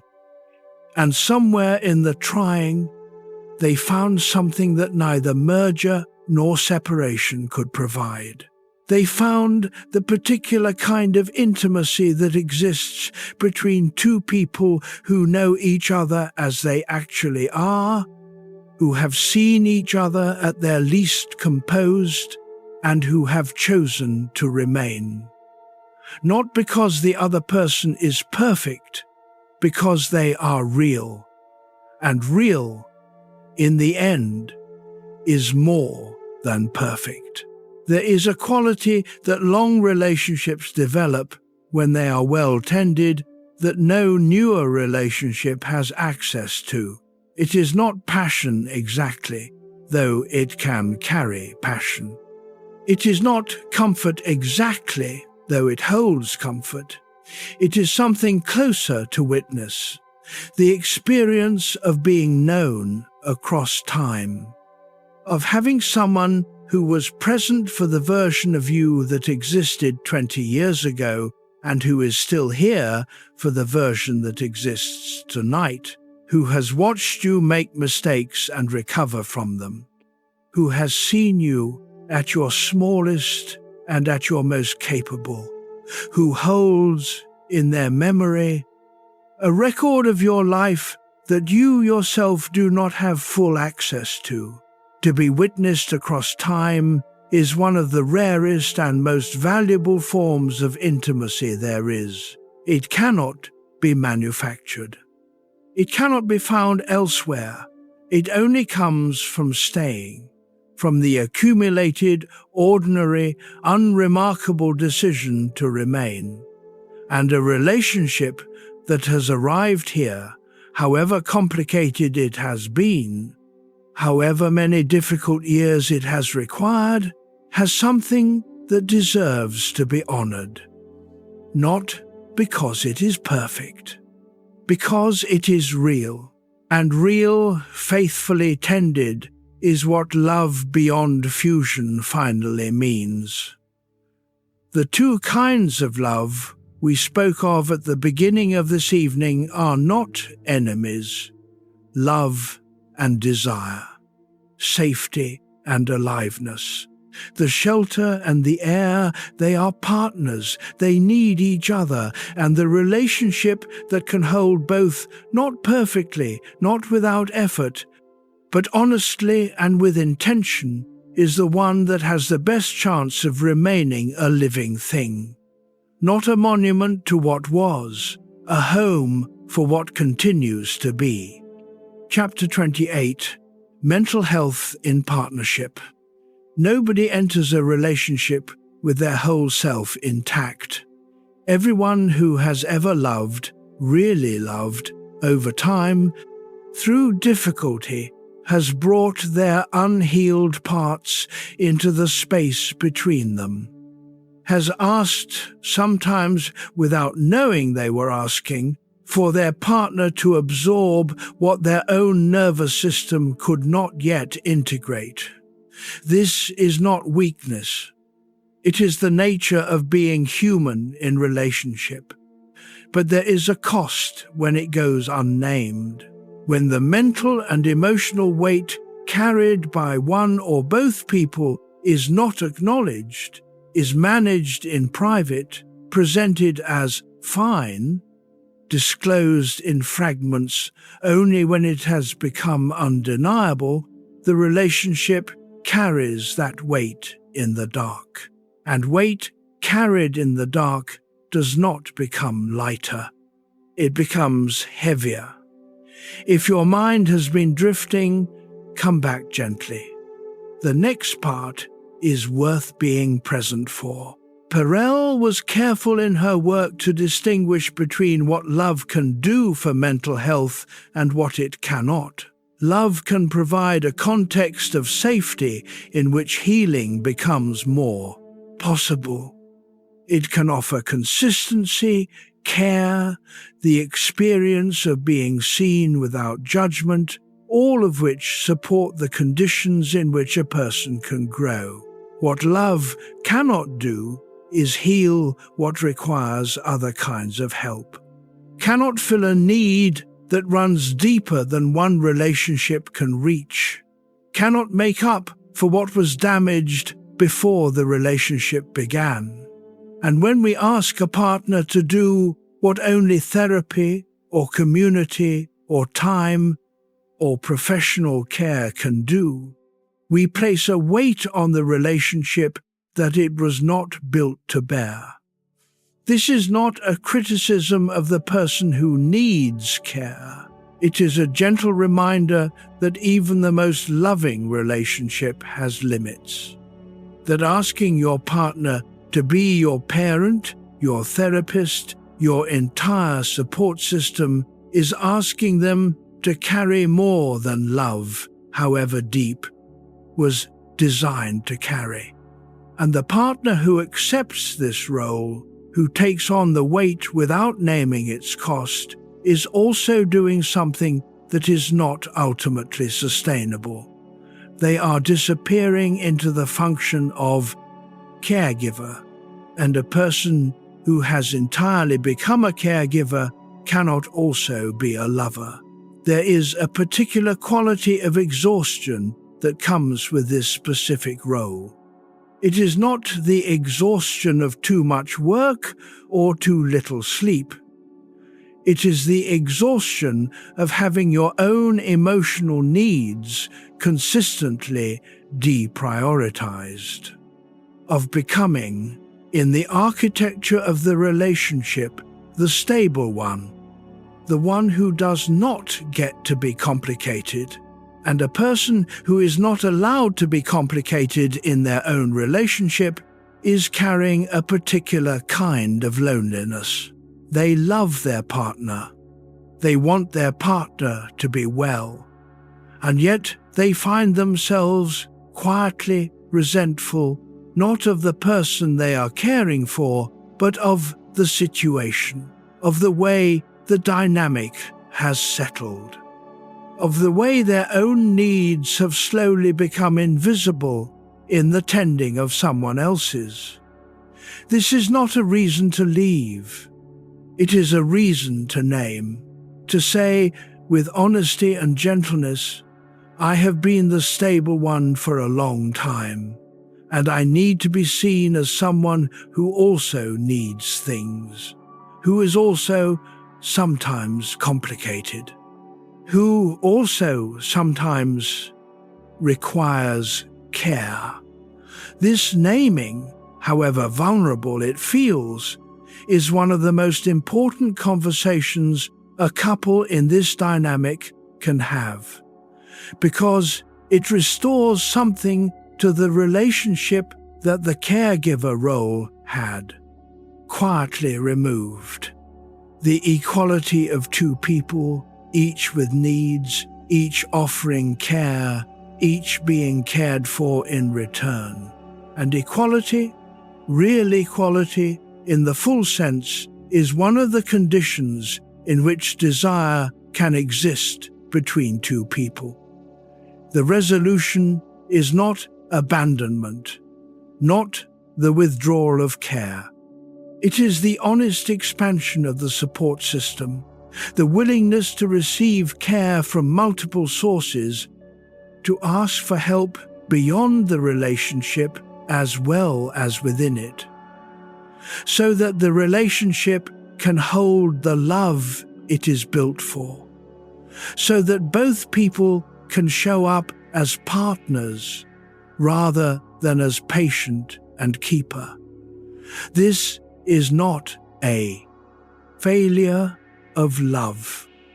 It is love understanding its own nature, understanding that it functions best when it is not asked to be everything, when it can be the thing it is genuinely capable of being, which is already more than enough. Chapter 29, Keeping Mystery Alive.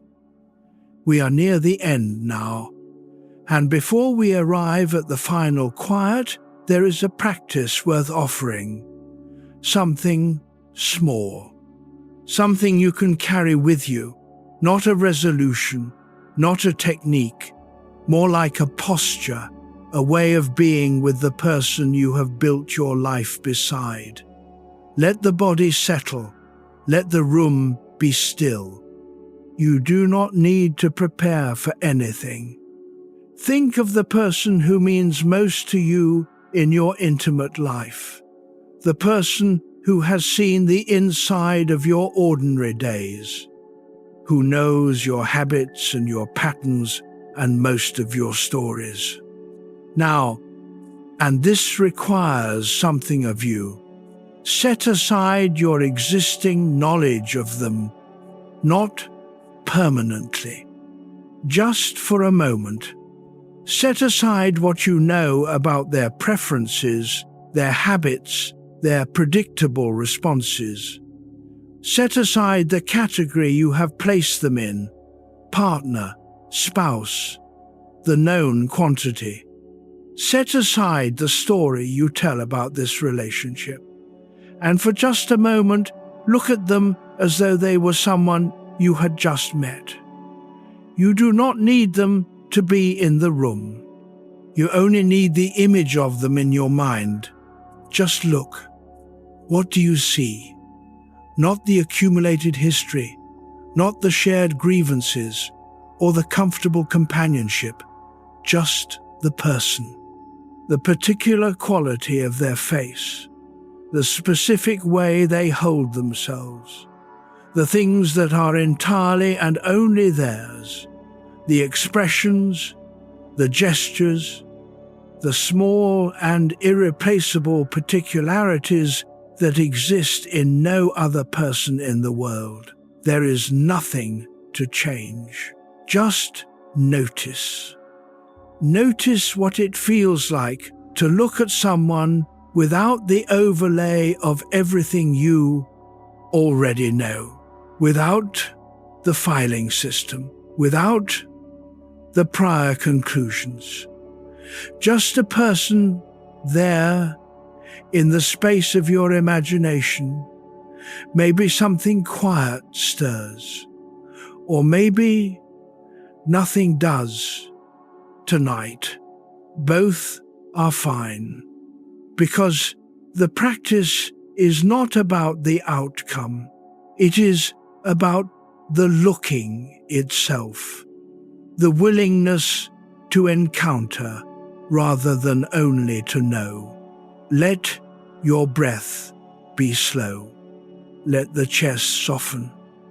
Now let your attention come back to yourself. Notice that you are here, still breathing, still alive to something. You do not need to resolve tonight what has been building for years. You do not need to have the conversation tonight. You do not need to do anything except let this settle.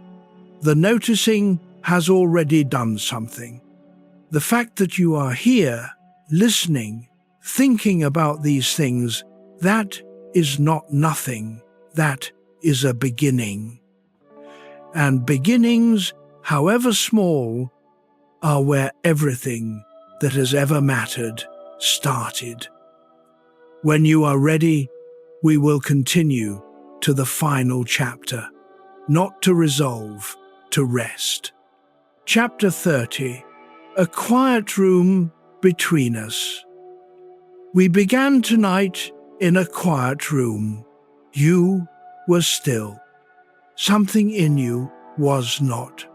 And now, after all this traveling through the territory of desire and safety, through the stories of couples who loved each other and could not quite say what they needed, through the philosophy of closeness and the psychology of distance, we come back to the room.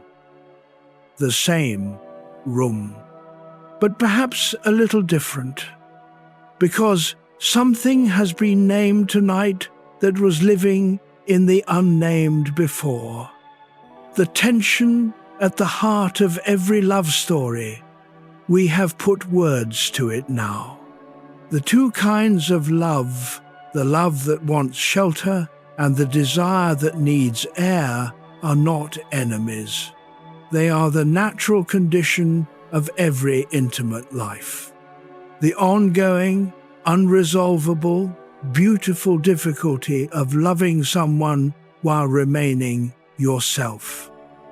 This is not a problem to be solved. It is a life to be lived. And living it honestly, with curiosity rather than resignation, with care for the aliveness of both people inside the bond, is one of the most demanding and most meaningful things a human being can do. Let your body be fully still. Let the breath come in like something returning home. You may have thought of someone tonight, a person who is present in your life, a relationship that is yours to tend. Or you may have thought of yourself, the needs you carry quietly, the things you have wanted to say and have not yet said. Whatever arrived, let it be there, without agenda for tonight, without the requirement that you do something with it immediately. Just let it be there.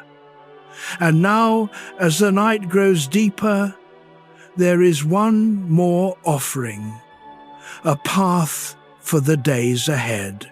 7 simple steps, each small enough to be manageable, each pointing toward the same quiet destination. Day 1, notice without judgment. Today, simply notice how you speak to your partner. Not to change it, not to assess it, just to hear it. Notice the tone when you are tired. Notice the shorthand that has replaced real language. Notice the moments when you answer before they have finished. Just notice. Awareness without action is enough for today.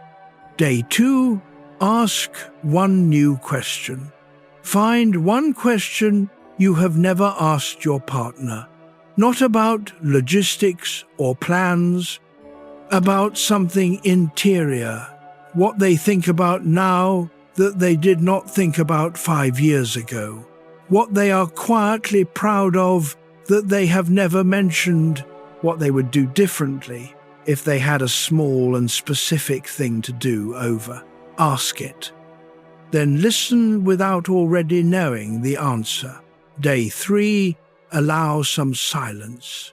Today, let there be a silence between you that is not immediately filled, not a tense silence, a restful one. Sit or stand or drive somewhere together without requiring the silence to become conversation. Let the other person be present without needing to narrate their presence.